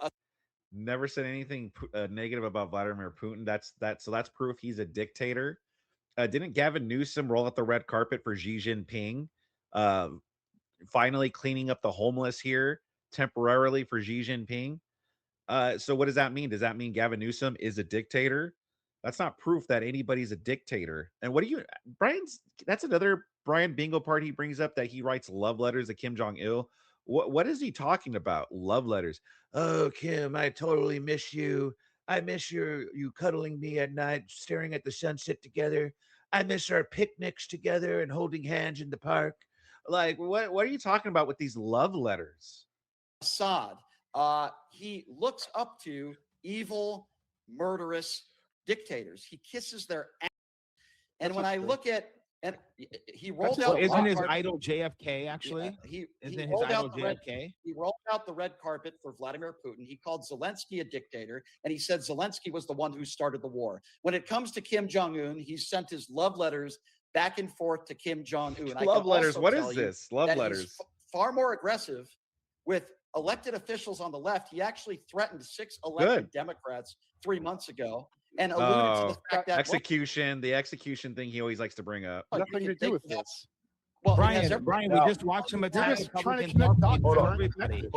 I'm trying to explain why I think he's a dictator. He does not respect the rule of law. Look at the deal he just did with the IRS. He's always obeyed the law. Really? He has always obeyed the court decisions. Just because he challenges something does not mean he doesn't respect it. It just means that he's assertive and is willing to stand up for his. 2016, man. We're all falling for this right now. You guys understand? You guys understand that everyone going super bro, where we don't condemn, grab him by the pussy, is a result of the overbalance of the LGBTQI plus extended version. So all we're doing right now, everybody here, is we're I think the reason why we came on here is to talk about Massa getting overthrown. Was it Trump? Was it this? Was it that? And maybe we can all find some common ground. Don't shame women. Just to you need to read the rest of that quote. The quote was, "Women, let me grab them." Why are you shaming women for what they want? So you have over 30 women that have accused Donald Trump of or sexual assault. Now, another reason why I want to come on is because I'm going to talk a little. Oh, wow. Kai Schwemmer's on there now? Oh, that's awesome. Kai Schwemmer was one of the guys that the young guys that Brian debated, him and Jackson Heberlin. Let's go. A little bit about Kai Schwemmer destroyed Brian, by the way. About this tomorrow is the slush fund that Donald Trump has put together, which is $1.7 billion. So that was the other topic that I'm certainly going to talk about a little bit tomorrow, which I think is despicable. They're accusations. I'd like to do a couple super chats if you gentlemen don't mind. I'm a little bit behind. Sure. And then I want to hand it. I know Jason just got here. He's a little restricted on time. So I do want to hand him the mic after. And then we'll move over to Kai and we'll kind of play groups of people and attack them because of their sexuality. By the way, I do think Nick Fuentes has his own issues when it comes to that. That's kind of obvious. That's kind of obvious. All right. You literally called Maga stupid earlier in this panel. I know Sparky is on a time limit, so I wanted to let Jason cut in. And he was another one of the few that I invited directly. Jason, if you'd like to talk to Brian, and then after we let you guys get through your banter, I'm going to kick it over to Kai. Yeah. Go ahead, 100%. Jason. Thank you for coming through tonight, Brian. Sure. I've sounds like one of freaking Brian's callers. I've watched several of your videos. I've responded to some of your tweets, some of which you've deleted, and honestly, I'm kind of thankful that you did. Your apology to Rachel Wilson following the debate. Sarah's like, why didn't I invite Jason on here? He's gonna freaking defend Rachel Wilson, one of my arch nemesis, who I'm currently suing. Your earnest apology, your heartfelt condolences, and everything. That wasn't an apology. I know it wasn't an apology. But you did. Yeah. Delete Do you know why it was I deleted? Do you know why? Do you know why Why? it was? I actually talked about this on the radio, and that's okay. I'll explain that to you. The reason why I deleted it because I was the highest trending story on Twitter, and I took the screenshot and I put it up. And in that Twitter statement, I got probably 20 text messages from people that said, "Brian, why are you apologizing to Rachel Wilson?" And I still have the screenshot because on Twitter for 3 hours. Yeah, bullshit. No one. I'm probably sure there a lot of people were wondering, like, why are you like, what did you do, Brian? Like, why are you apologizing to her? Or it's probably like I don't know. We'll see what he has to say. Hours that morning, the next day, I was the #1 story trending, and Yeah, it said I actually watched podcaster. it. It wasn't Hold on. an apology. Liberal podcaster. Liberal podcaster apologizes to Rachel Wilson after crying on stage and getting laughed off the stage. Brian Shapiro apologizes to Rachel Wilson for losing debate. The reason why I deleted it is because people thought it was a genuine apology and they weren't watching the whole video. No. It's because it was an abysmal, pathetic, lame diss at Rachel. No one's watched it and thought it was an actual apology, Brian. No one watched that and was like, wow, Brian's being genuine here. It's because you look like an ass yet again, and so you deleted it. I don't feel bad or for anything that I said to her. I think she's a despicable human being. I think she's a hypocrite, and she deserves it. In that debate that we did, I said, don't you think it's okay for women if they don't find a man by the age of 30 or 35, that they should be able to live their life? What are they supposed to do if they can't find a man? You know what she said? Well, maybe you shouldn't sleep with 50 women. She was shaming every woman in this country that doesn't have kids after the age of 30. So you're right. I'm going to give it right back to her because I think she deserves it. I match people's energy. If you're going to shame all these women, then I'll do the same thing to you and see how you like it. That's exactly what I did to her. I didn't delete it for any other reason other than the fact that Twitter, for whatever reason, when you're the highest, I don't know, trending story, they got the title wrong. And that pissed me off. That's the only reason why I took it down. I don't want people thinking I'm apologizing to her. I don't apologize to them for anything. I think they're both horrible people. So I hope Oh, yeah. You think they're both... Look at Sarah's face. Yeah, you think they're both horrible people, but then you wonder why they didn't invite your sorry ass to the dinner, why they didn't want to shake your hand and all that stuff, and why they didn't believe your olive branch of a closing statement. You know, you think that just because you bring up your dead family and then their dead family, that all of a sudden that's going to be an olive branch and humanizing.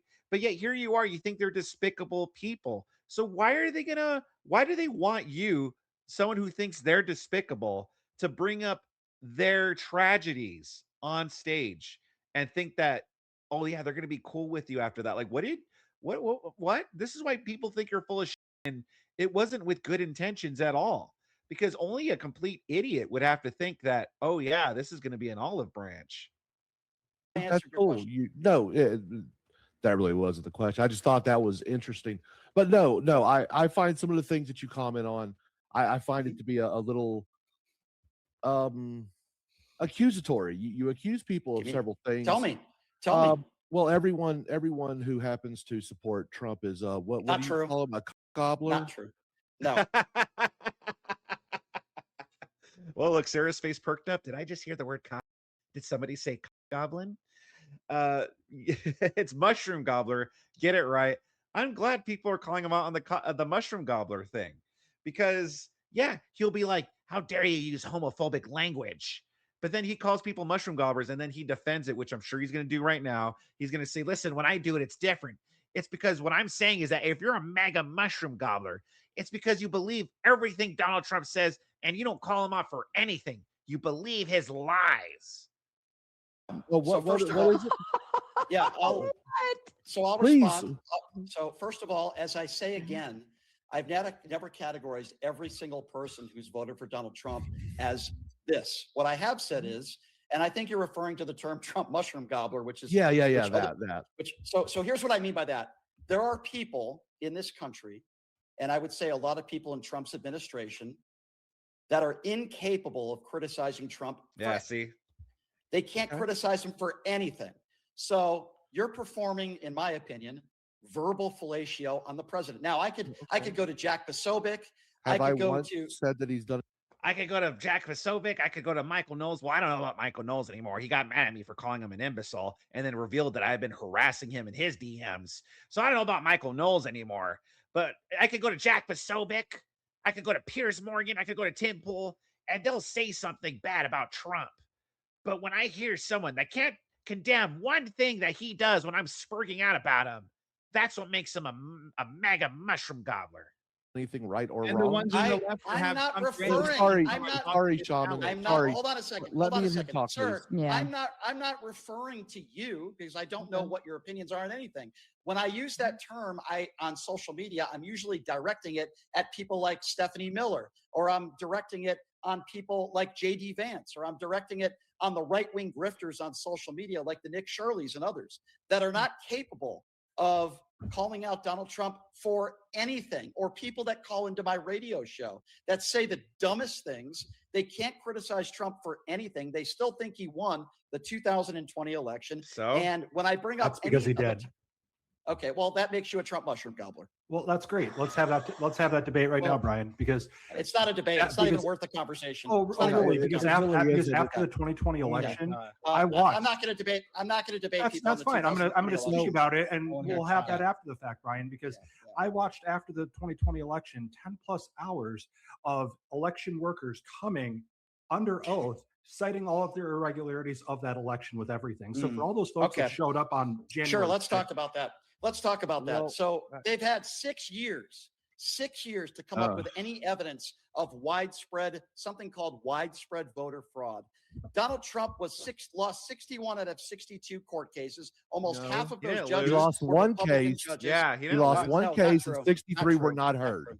Not so true. no, if you're going to be a newscaster, Brian, you got to be accurate, and you're not. Okay, here we go. So they ruled that there was no merit.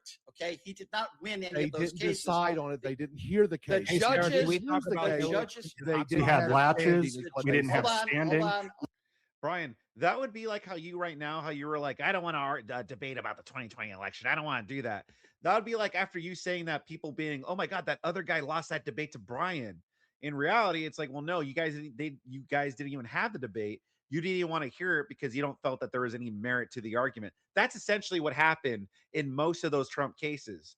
That's pretty much what happened. We didn't have any of that stuff, Brian. Sir, okay, I'm sorry to break it. Hold on. I'm sorry to break it to all of you, but nobody has been able to prove any widespread voter fraud in the 2020 election. It's not a conversation. The earth is not flat. If you guys actually truly believe that's another Brian bingo card. If you guys actually believe that Trump won the 2020 election with literally no evidence of widespread voter fraud, then I'm just not even going to have a conversation with you. I'm sorry. I mean, you believe Trump is a rapist with absolutely Arizona? Everybody's talking. You're all talking at the same time. Let's use our brains. So let me please continue with this real quick, because I've only got a few minutes, and I'm appreciative to Brian come over here to the panelverse and talk to us. So instead of trying to get and being here for our queen Sarah right here, the queen of the panelverse, we are honored to have you, Brian, and our peasants in the panelverse kingdom. You spurg out, Brian, like some of these people are doing. I'm actually wanting to talk to you. You have come out with some very inflammatory things. One thing was your interview with the family that shoved the former InfoWars Savannah Hernandez. Yes, Savannah Hernandez, where You said you did not condone political violence, yet you did justify. You did justify. You did sweep. What did I say? For a grown man. Oh, well, what did I say? You basically. What did I say to justify the push? What did I say? If Tell me. you give me a moment, I'll say it. You were talking, you gave the attorney's statement about how he was defending his daughter, and you agreed with it even after seeing the video. Where what did I say? You basically you parroted his freaking attorney. No, I didn't. No, I didn't. Yeah, you did. Yeah, you did. You didn't. Okay, well, first of all, I love this. Well, let's not say the F word. Yeah. So first of all, I did 4 or 5 interviews, which I guess you didn't see. I did an interview on. Okay, so let me just. I did an interview on Fox. I did an interview on Fox News. I did an interview on Piers Morgan. I've done an interview on all these other networks. OAN. Okay, and I said explicitly, I don't condone political violence.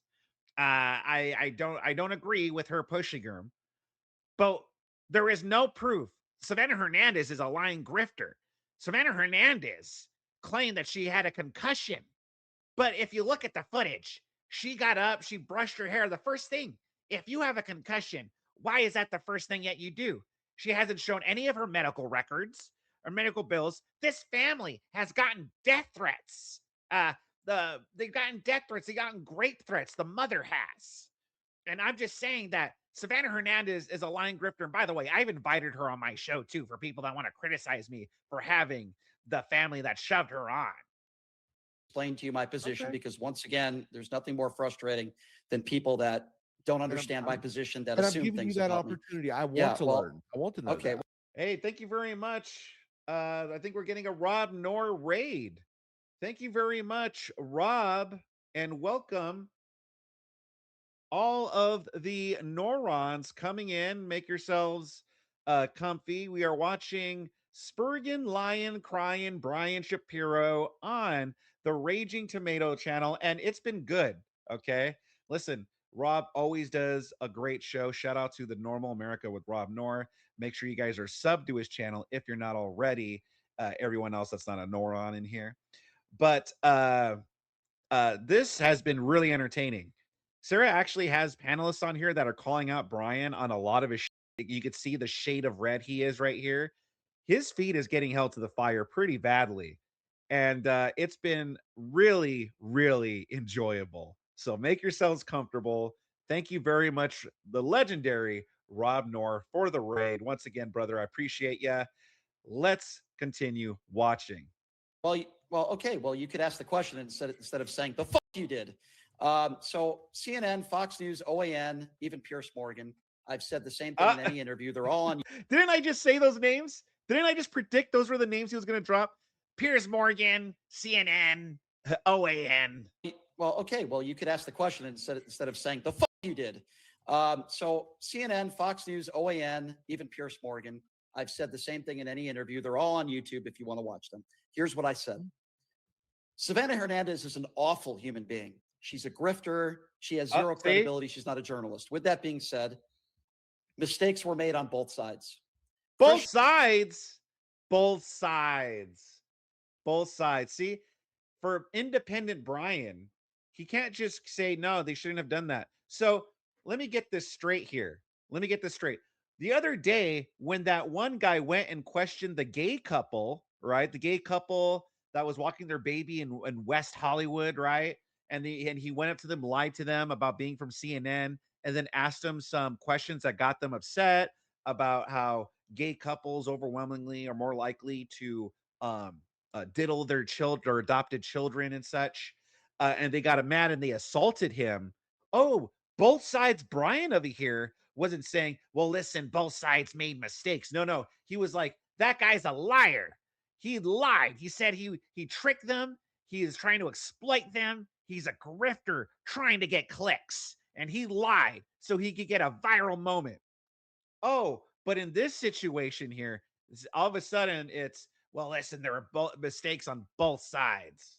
Should not have put his hands on her. I've had private conversations with the family. That was absolutely a mistake. It was also a mistake to do some of the things that Savannah Hernandez did that day.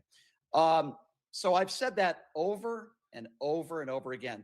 The attorney's statement is very different than my opinion. And if you're talking about James, and Trisha, who are representing them, their position and what they're going to fight in court. And by the way, you're innocent until proven guilty. You are. Their position is, and I've seen a lot of videos, Savannah Hernandez did make the first physical contact. Now, I am not condoning blowing a whistle in somebody's face either. Sure, you're not. Now, she was trying to, and I've studied this case extensively. I don't just give an opinion on one video. She tried to push the whistle out of the daughter's hand.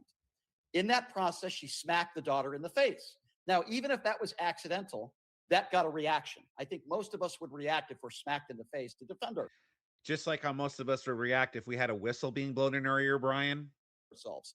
Now, there were mistakes made on both sides. I understand that there were charges that were filed. Never in a million years have I ever condoned violence on either side. Both sides made mistakes. We'll see where the chips fall where they may in the actual case. But I've been very consistent from the beginning. And by the way, I've had interactions with Savannah dating back 3 years. She's a terrible human being. I'm not saying I condone violence against somebody because they're a bad person or because Brian thinks they're a bad person or a fake journalist. Sure. But Savannah's also a liar. She's refused to show any medical records. See, medical records do it. The next day when she said she had a concussion, she was on some news. I forgot what show. She was on this news show. She looked fine. She didn't look like she had a concussion. He says the same all the time. She did the Laura Ingraham show. She did the Glenn Beck show, and she did like 4 podcasts. Okay. She also fucked over one of my friends at OAN. She did an interview on OAN. They told her not to release the interview yet. She released it. She doesn't care. She just has zero credibility. This is it kind of like how you released the Jesse Lee Peterson interview before they got to do it? So you fucked over Jesse Lee Peterson, Brian. This is a family who has never been arrested for anything in their life. So they've had death threats. They've had people show up to their door saying that the wife and the daughter are going to be great. The daughter had to go to another school. That man made a mistake. Okay. Yeah, he did. But that doesn't mean that the entire family should have to suffer and their lives should be ruined forever. So I will defend them in that category. I don't believe their lives should be destroyed forever. They've lost both their jobs. They have no money. They've had tons of death threats. I don't care who you are. Nobody deserves death threats. See, but that's telling right there. He's more upset about the death threats they're getting and all this stuff than he is at her getting assaulted. You know, he's more outraged about that than she is getting assaulted. You don't think that's scary? Again, Savannah Hernandez is a tiny woman and she's getting surrounded by a group of people. Like, honestly, lucky that there are some people there that are actually kind of trying to help her. But if that wasn't the case, like, she could have easily gotten just stomped to death. Really sucks to shove a poor defenseless woman in the back and knock her down. That is what he did. So what did I say to defend that? Well, you're complaining about how they lost their jobs. Maybe you shouldn't do that. I'm not complaining. I'm not complaining. I'm not complaining, sir. I'm giving you context in my opinions. Not in this conversation or any conversation have I defended any form of violence. I've said nobody should put their hands on anybody. I've never condoned violence, whether it be Black Lives Matter or January 6th, or whether it be Charlie Kirk or any of the assassination attempts on Donald Trump. Never once have I ever condoned it. In fact, I've always spoken against it, always. But I gave that family an opportunity to come on to give their side of the story, just like I gave Savannah Hernandez the opportunity. But guess what? Savannah hasn't done any interviews with anybody other than right-wing media. That family did an interview on OAN. They did an interview on my show. If Savannah actually did an interview where she would be questioned or pushed on something in a metaphorical sense, then I would have a little bit more respect for her. But you know what she did? Only right-wing shows. So what? Savannah is a coward. At least that family was willing to go on right-wing media and answer tough questions. Savannah's not. So what?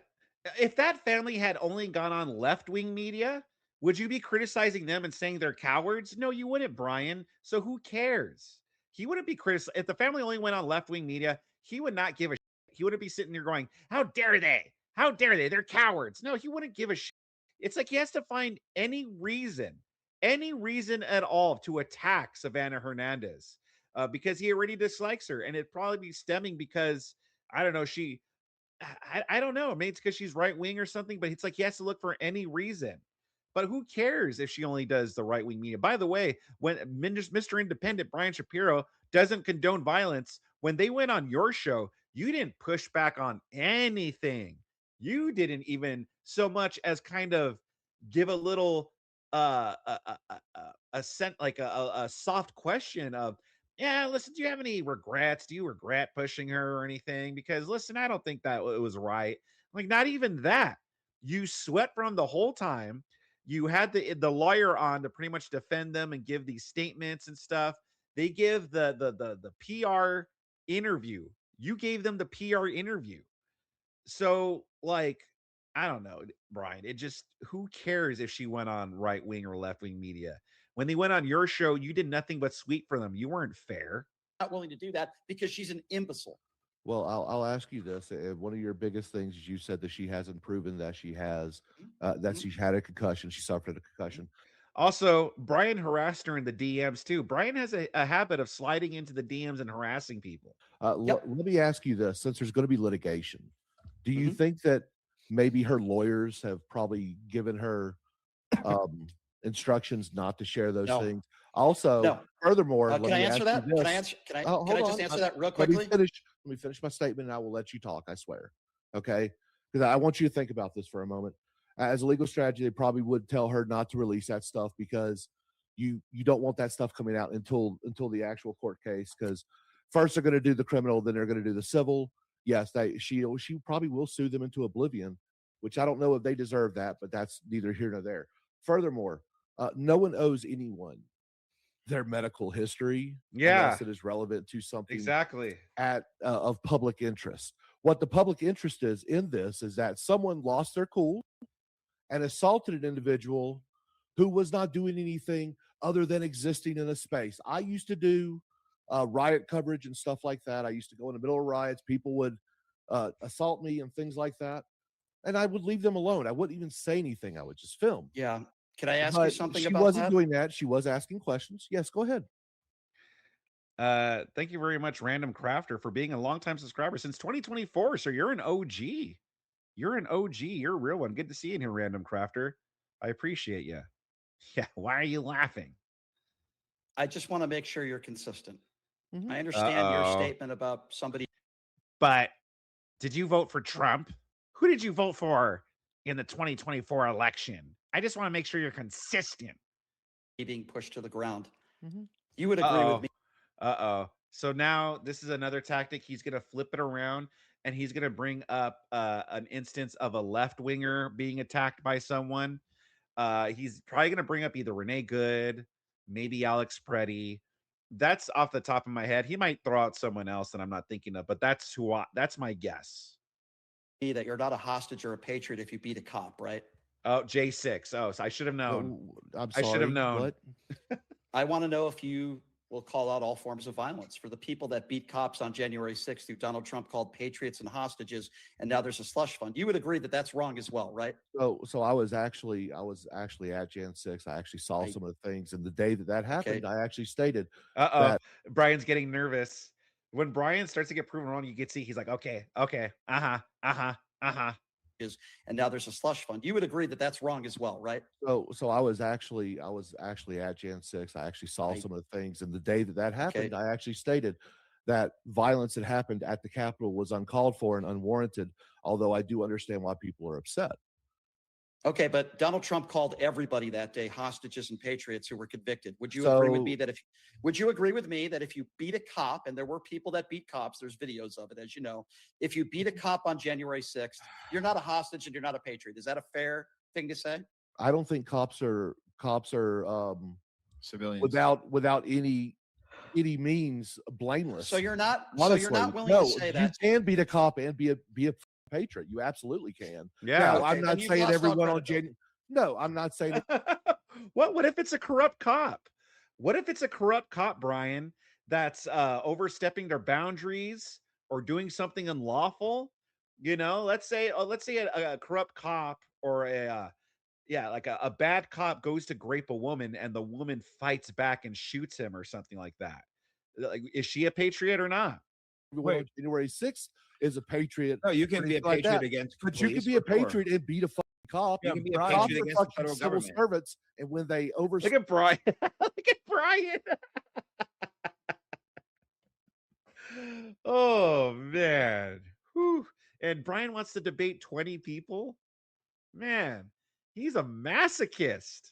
Okay, hold on. Let me rephrase my question. Let me You can be rephrase a my patriot question. against the government. And also, Brian, there were It's just gonna appeal to provocateurs hypocrisy. out on January 6th. Hold on. Let me rephrase So, my question. don't go For there. the people that in a court of law were convicted based on evidence of assaulting police officers and battery, are those people who were convicted in a court of law based on evidence like video and otherwise, or the people that beat Officer Fanone to a point where he had a heart attack, or for the people that bear sprayed Brian Sitnick, for the people that lost fingers, for the officers, some of them who have traumatic brain injury, and those people, those criminals who were convicted in a court of law, who had the opportunity to defend themselves, those specific people, are those people hostages and patriots? I believe that the government was a little heavy-handed the way they treated Oh, them in their jail. Okay. Did treat them Does as anyone what I call disagree the that- does anyone disagree that political violence is look, bad on both sides? Is there anyone The reason why they were so heavy-handed, just like Jason. Is Brian gonna cry again? Look at him. Brian looks like he's anyone gonna cry disagree that again. political violence is bad on both sides? Is there anyone The reason they were Wow, Brian's actually been made speechless. Far left liberal Brian Shapiro left speechless when pushed back on January 6th. I don't know, that could be a good one, right? And I could have the AI, the thumbnail with him crying, which he says that's fine. So we could do that. Man, there's so much potential for so many good titles. So the reason why they were so heavy-handed. Whoa, who the mic's that? I'm gonna turn this down a little bit.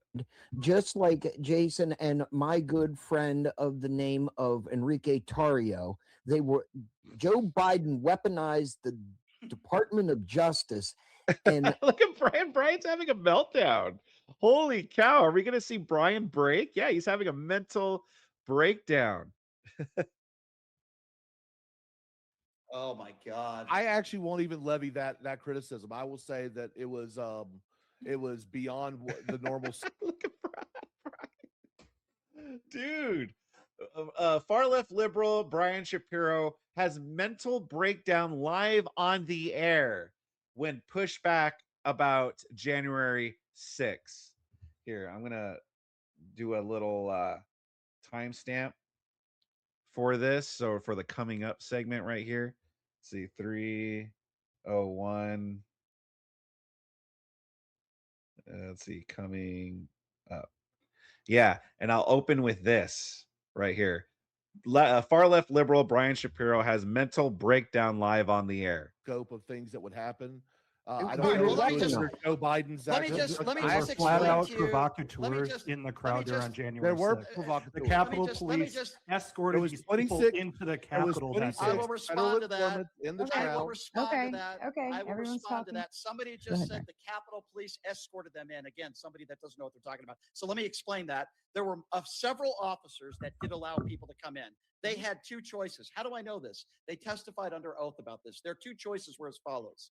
They had hundreds of people, to them and a few other officers. The two choices were either take out a gun and start shooting people or allow them to come in. What would you rather them do in that situation? I'm actually glad that they didn't take out a gun and they started to shoot people. Flat out. Just is someone going to bring up the COVID vaccine next? Like, what are we arguing? Well, no. Do you think Brian has seen cool? Yes, he has. He has. I know because I left a comment under one of his videos like a month or two ago. And he said, why don't you make another video about me? So yes, he's heard of my channel. He's even commented under, I forgot which video, but he's commented under one of the videos too. Even on my other channel too, he's commented on there before. So yes, he knows who I am. This is such a stupid we conversation. can't move past 2020 apparently. I have a news update. Matt just conceded. He said, I would have come out sooner, but I had to call my opponent to concede, and it took a while to find him in Tel Aviv, Thomas Massey. So I will say here's the on the Massey thing, Here's the difference. I'm actually sad for America that Massey lost. Last thing we all agree. Last thing about January 6th, and then we can move on, and I'm happy to talk about Massey or whatever else you want to talk about. The difference between me and a lot of other people on this panel, clearly there are a lot of differences. I don't care whether it's a Black Lives Matter protest or January 6th. If it's proven in a court of law that you beat a cop to a pulp, you are not a hostage, you are not a patriot, you are a criminal, a violent one, and you belong behind bars for a very, very long time. I find it very interesting on how what happens aggressive when there's you are. provocateurs in that crowd, Brian, at the same time? That again, that was not proven. They had the right Well, to that's what defend themselves happened. with Okay, evidence. proven or You not can proven, have that. You can that's have what that happened. opinion. You can have that opinion about provocateurs, but here's the bottom line: this gentleman is so upset and angry, and wants this guy Chris to go to jail. I would imagine for a while for pushing someone in the back. But then when it comes to officers that are beaten almost to their death, he cannot say immediately, if you beat a cop on January 6th, you're not a hostage and you're not a patriot. You're not a serious person if you can't answer the question that way. We can move on now. Go ahead. No, I don't want to talk about it anymore. The deal about it is, I'm not going to answer it that way because I don't give cops a ass just because they wear a shield and a uniform. Okay, I'm not some very pro police. Very pro police. Yeah, but what did they do? I don't have to be pro police. Yeah, he never said he was pro police. No, but what did they do? I've never made that claim. Look, I am a combat veteran. I've deployed since Kosovo to every major. Wow, Brian, and you're disrespecting a veteran? Doesn't sound very patriotic of you to disrespect. I thought you had nothing but the utmost respect for veterans. Unlike that despicable Donald Trump, who called prisoner of war losers, POW losers. He has no respect for the veterans. I respect anybody that served for our country. War that the U.S. has fought. However, what does that have to do with January 6th? Well, when you want to question people's patriotism, I've actually done things. Unlike okay, so what about the radio? Oh, whoa. First of all, let's start from square one here. As much as I dislike J.D. Vance and Ron DeSantis, I don't shit on people's service to their country. I think anybody that serves this country. Hold on a second. But the guy that. By the way, if you guys have been enjoying, only 5 more to go to complete that super chat goal, guys. That you support and you voted for is the guy who said he didn't respect John McCain because he was captured, and the guy that dodged the military 5 times. So don't you talk to me about patriotism when you vote for a guy who dodges the military 5 times, who calls people suckers like you, and losers. Suckers and losers. Wait, here's the deal. Fallacy. So wait a minute. You could literally serve and fight for our country, but because you voted the wrong way, you're not a patriot? What the? It's not an Here's argument. the deal. Well, no. Look, from an actual vet, I don't give a if someone dodges the draft. Bill Clinton. Well, that's really was one sad. of my favorite. Was That's one of my really favorite presidents. That's really sad. Why? If somebody, okay, I'll give you Donald Trump's example. Military service is not a requirement. Hold on. Is my example. I did not say that Except for the military draft. service. The draft is certainly a requirement.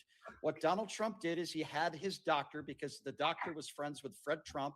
The doctor's family have spoken out about this. He made up this bone spurs. It is a cowardly thing to do.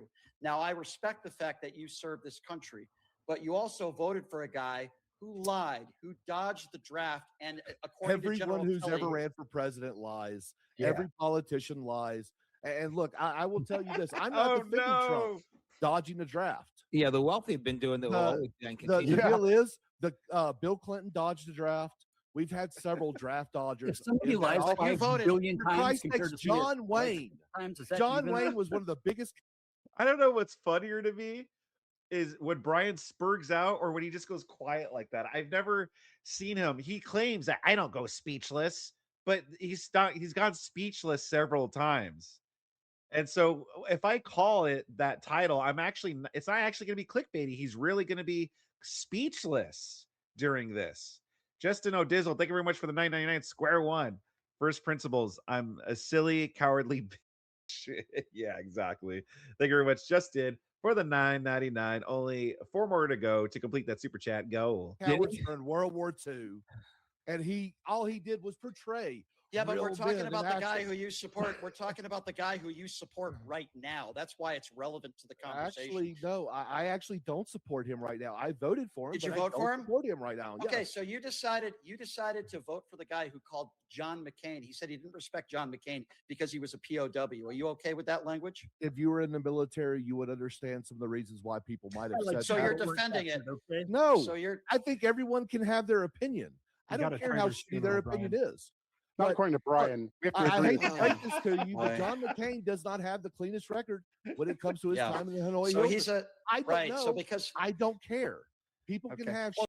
opinions. Well, guess what? People. But Brian, he actually served. You didn't. So for him to say that, shouldn't you take that into consideration? I mean, I guess not. I guess the only acceptable answer is this guy has to go, Donald Trump sucks and I hate him. He's a 34 count felon. I guess if he said that, then Brian would be like, oh yeah, now I respect you and your service. And I'm going to believe everything you say and not push back. But since you're disagreeing with me and actually giving a nuanced and fair take, you're a piece of shit. Don't you know that you only have to say Orange Man bad? Don't you know that? Don't you know how evil he is and that he's a 34 count felon? Don't you know? Jason for the $5. No, you don't respect him for his service, Brian. So patronizing. Yeah, it really is. Thank you very much for the $5. Only 3 more to go, guys. You have him, and I still think you're an all right guy for overall. Hey, guess what? I'm not running for president of the United States. Okay. I'm not running for public office. Nobody's voting for me. The guy who's the commander in chief and the leader of the free world said he didn't respect somebody because they were captured. All of us should call that out, regardless of what your personal opinions are. Still voted regardless, for him, so obviously the people don't care okay, either. okay. Well, actually, sir, I would disagree with that. There's a lot of people right now that do, and even people that once voted. There's a reason why his approval numbers are in the toilet right now, in the low 30s. And by the way, among independents, they're around 20%. Well, what did you? What is Congress approval rate? What is the Congress approval rate with Democrats? Oh, the approval rating from Congress is terrible too. But It's if we're talking lower about than the Trump, president, right? okay, Donald Trump right now has the lowest approval numbers of any president in American history. Go ahead and give me another one. Hey, but Brian, there's a lot of people who voted for Trump and don't stand with him now. So you have to allow people to change their opinions in real time. It's not about changing your opinion as far as I don't support him now. I get what you're saying.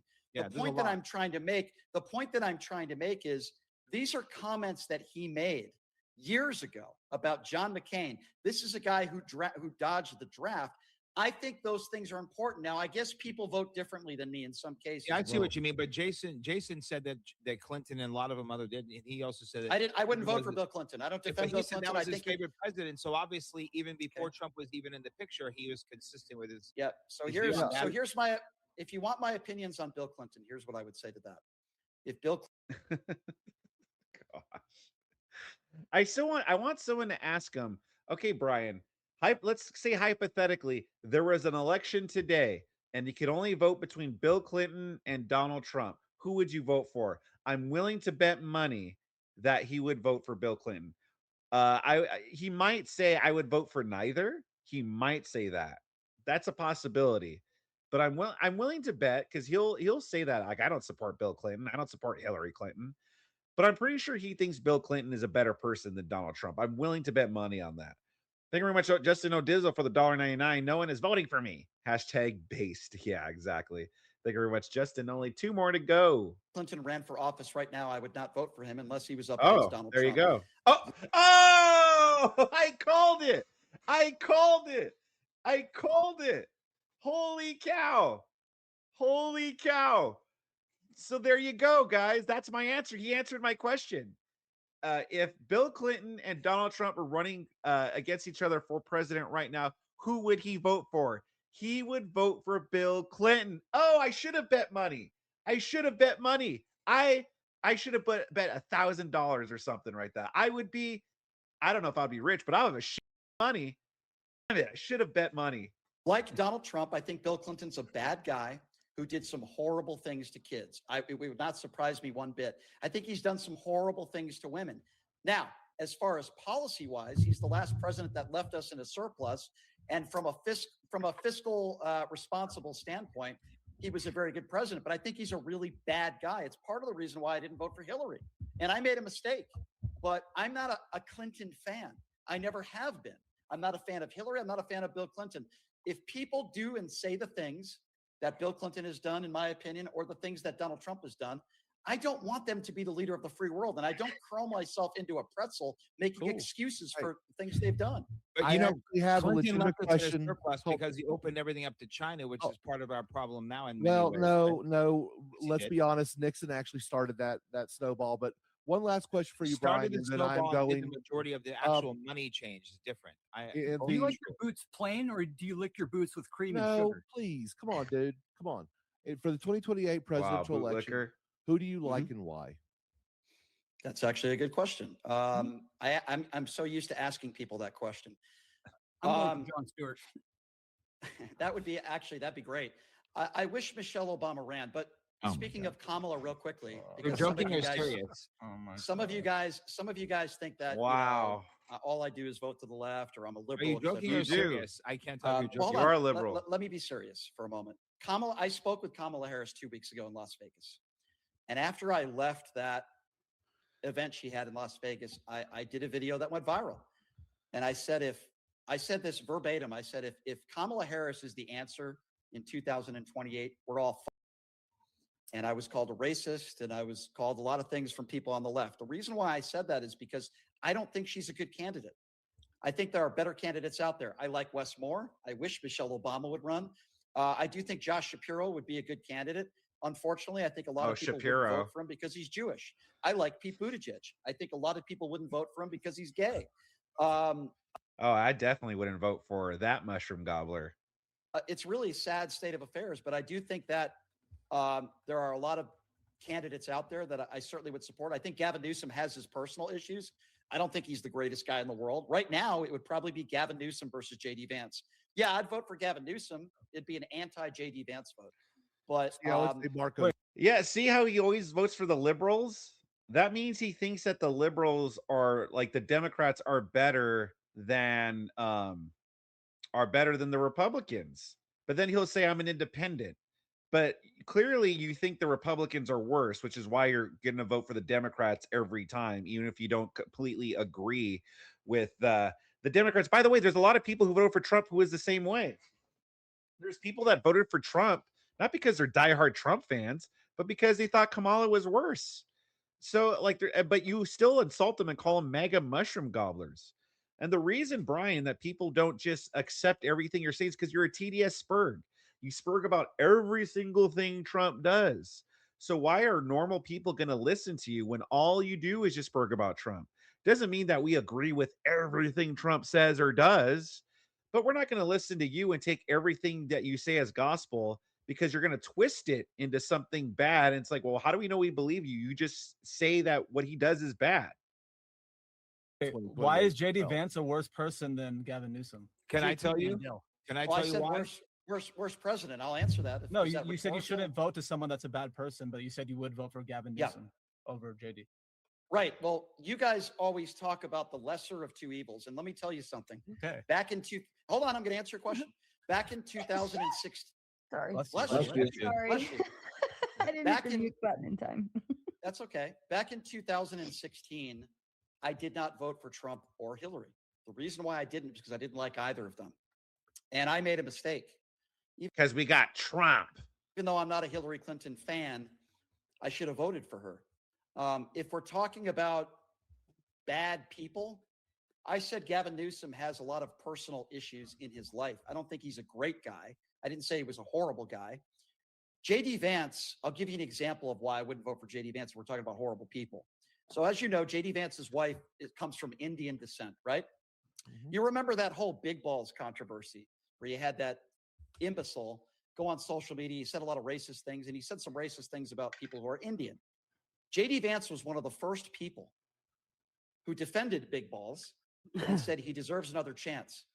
J.D. Vance was the guy who made up the lie they're eating the cats and eating the dogs. J.D. Vance is the guy who said Donald Trump could. No, he didn't. That's not true either. He didn't make up that lie at all. It wasn't even a lie. He didn't make that up, though. People online were seeing videos of what country were they from? I don't even remember. But of these immigrants eating cats and dogs. And J.D. Vance and the Trump administration listened to us talking about it. Trump didn't make it up. J.D. Vance didn't make it up. It was us noticing these things passing around these videos. And we were like, what the hell is going on? Haitian. I think they're Haitian, the Haitian migrants. And we were like, what the hell is going on? So that's a lie. But look, you could tell he's spurging out right here. But even then, like, why is J.D. Vance a bad person? Because he defended someone that made racist Indians joke and his wife is Indian? Isn't that his wife's business and his business? Like, why, huh? So what? Who defended Big Balls and said he deserves another chance. J.D. Vance was the guy who made up the lie they're eating the cats and eating the dogs. J.D. Vance is the guy who said Donald Trump could be the next American Adolf Hitler. Not only is he a phony, he's a liar, and he doesn't defend his own wife. And that's not his name. So he's a bad person. He's worse than what Gavin has done because of those three things. I would say. Yeah, exactly. Good question. So he's worse than Gavin Newsom because of that? I mean, Brian wants to talk about kissing up to dictators. Gavin Newsom cleaned up the homeless. The only time he's ever cleaned up the homeless in the state was for Xi Jinping, because Xi Jinping was visiting California and he cleaned it up.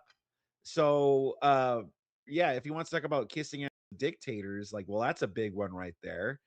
What else did he just say right here? Is he a phony? Oh, yeah. So can people change their minds? There were a lot of people that were critical of Donald Trump that ended up working with him or for him. I mean, Donald Trump called Marco Rubio like little Marco, right? And Ted Cruz too. He talked about how Ted Cruz, his dad was like the Zodiac killer or something. Donald Trump said a lot of things about his opponents or people that didn't like him. They said a lot about him and they worked together. Like, that happens all the time. By the way, didn't Kamala Harris call Joe Biden a great? Kamala Harris called Joe Biden a great, but then was his vice president. So does that make Kamala Harris a terrible person? It happens. It's politics. He's a liar, and he doesn't defend his own wife. And that's not his name. So he's a bad person. He's worse than what Gavin has done because of those three things. I would say I can give you more examples policy-wise, but I would say I don't want Gavin Newsom to win. I don't want J.D. Vance to win. I'm only giving you the scenario if it was. See, notice how he can't think of details of what's bad about Gavin Newsom, yet he complains he's like an independent centrist, but he could only think of examples for the right-wingers. He can't think of any bad examples for Gavin Newsom, even though Gavin Newsom is way worse than J.D. Vance. Again, as someone that lives here in California, I could attest to his horrible leadership. I could go on all day about his horrible leadership and the Democrats' leadership here in California. You do not want the United States turning into California. Gavin Newsom versus J.D. Vance. I would vote for J.D. Vance. I wouldn't be happy about it. I'm sorry, Gavin Newsom. I'd vote for. I wouldn't be happy. Yeah, I misspoke. I wouldn't be happy about it. I want somebody else in there. Well, so who do you want? That's really the question. Not the polling. My dream ticket. Who does Brian Shapiro want right now? If the election, Michelle Obama. Somebody that I think can win, or somebody that I think probably won't win, but I would want to see them as president. No. Who you want, sir? So it's not. Sure. I'm not. Michelle Obama and Gavin Newsom. Not probability of winning. Brian Shapiro's dream ticket.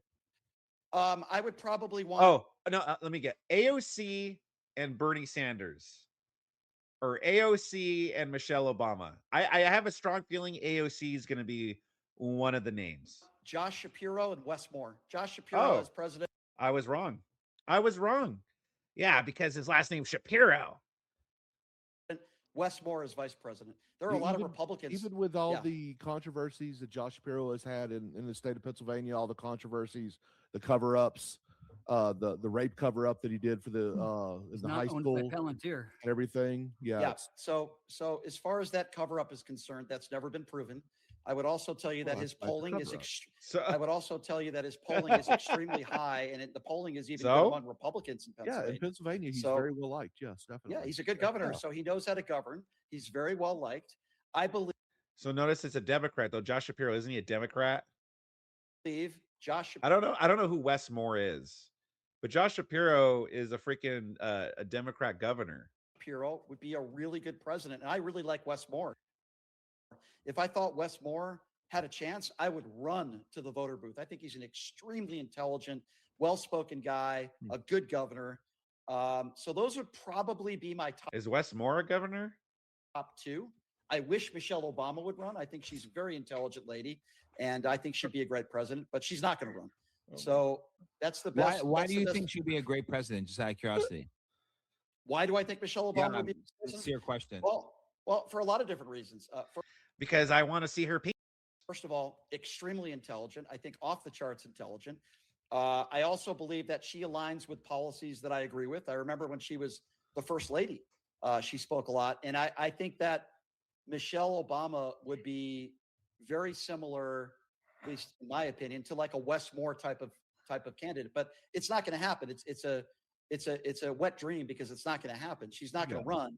She wants not interested. She don't want that anymore, right? Right. So, And I can respect that. But if you ask me the two people that my ticket, it would probably be either Wes Moore for president with Josh Shapiro as vice president. I thought Kamala did a horrible pick, by the way, with Tim. Brian just wants to see Shapiro bumper stickers is all. Shapiro 28 bumper stickers. I think that's the only reason why he wants to vote for Josh Shapiro. His last name Shapiro.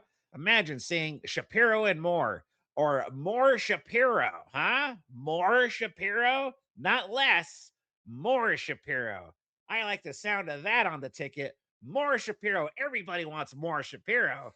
More Shapiro 2028. I think that's the only reason why he wants to see those two run. Thank you very much, Jason, for the 5. Newsom cheated on his wife with Ruby Rippey, who was married to Alex Tork, a close friend of Newsom and his campaign manager. Oh yeah, I heard about that. Yeah, I'm sure if Trump did that, in fact, Trump has cheated on his wives before, and Brian called him despicable for it. But Gavin Newsom, he's not despicable for some reason. But thank you very much, Jason, and thank you very much for helping me complete that super chat goal. Now I don't. Oh, I didn't upload it. Now I don't have to wrestle the bear. All right, come on. Just give me 1 second, guys.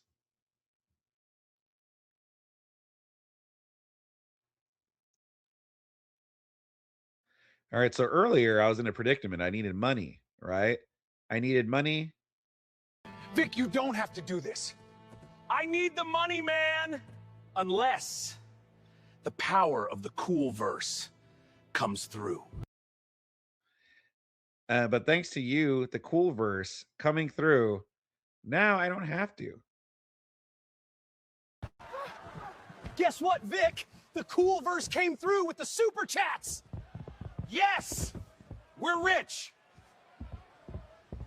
Now I get out of there. Look, I came up with that AI. I didn't have any time to fix it because I had to go live.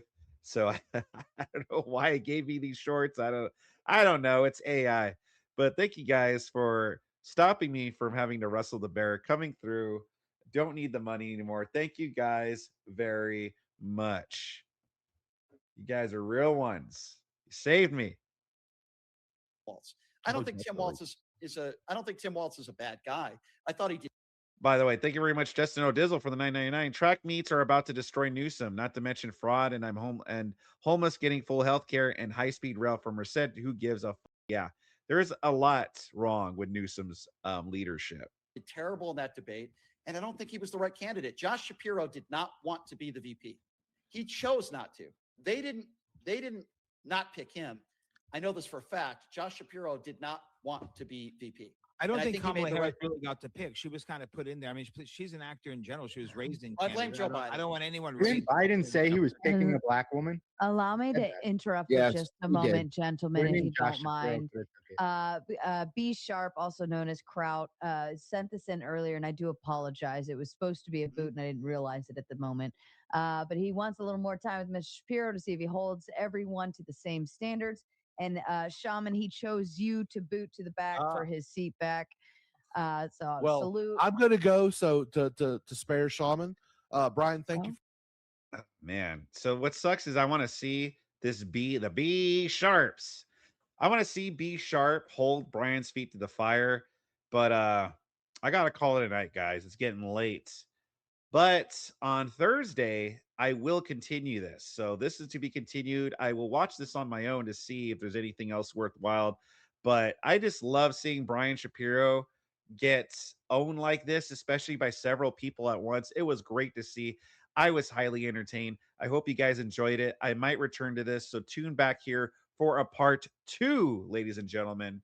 Leave what your thoughts in the comment section down below. Subscribe to my channel if you enjoyed it, and I'll see you guys later.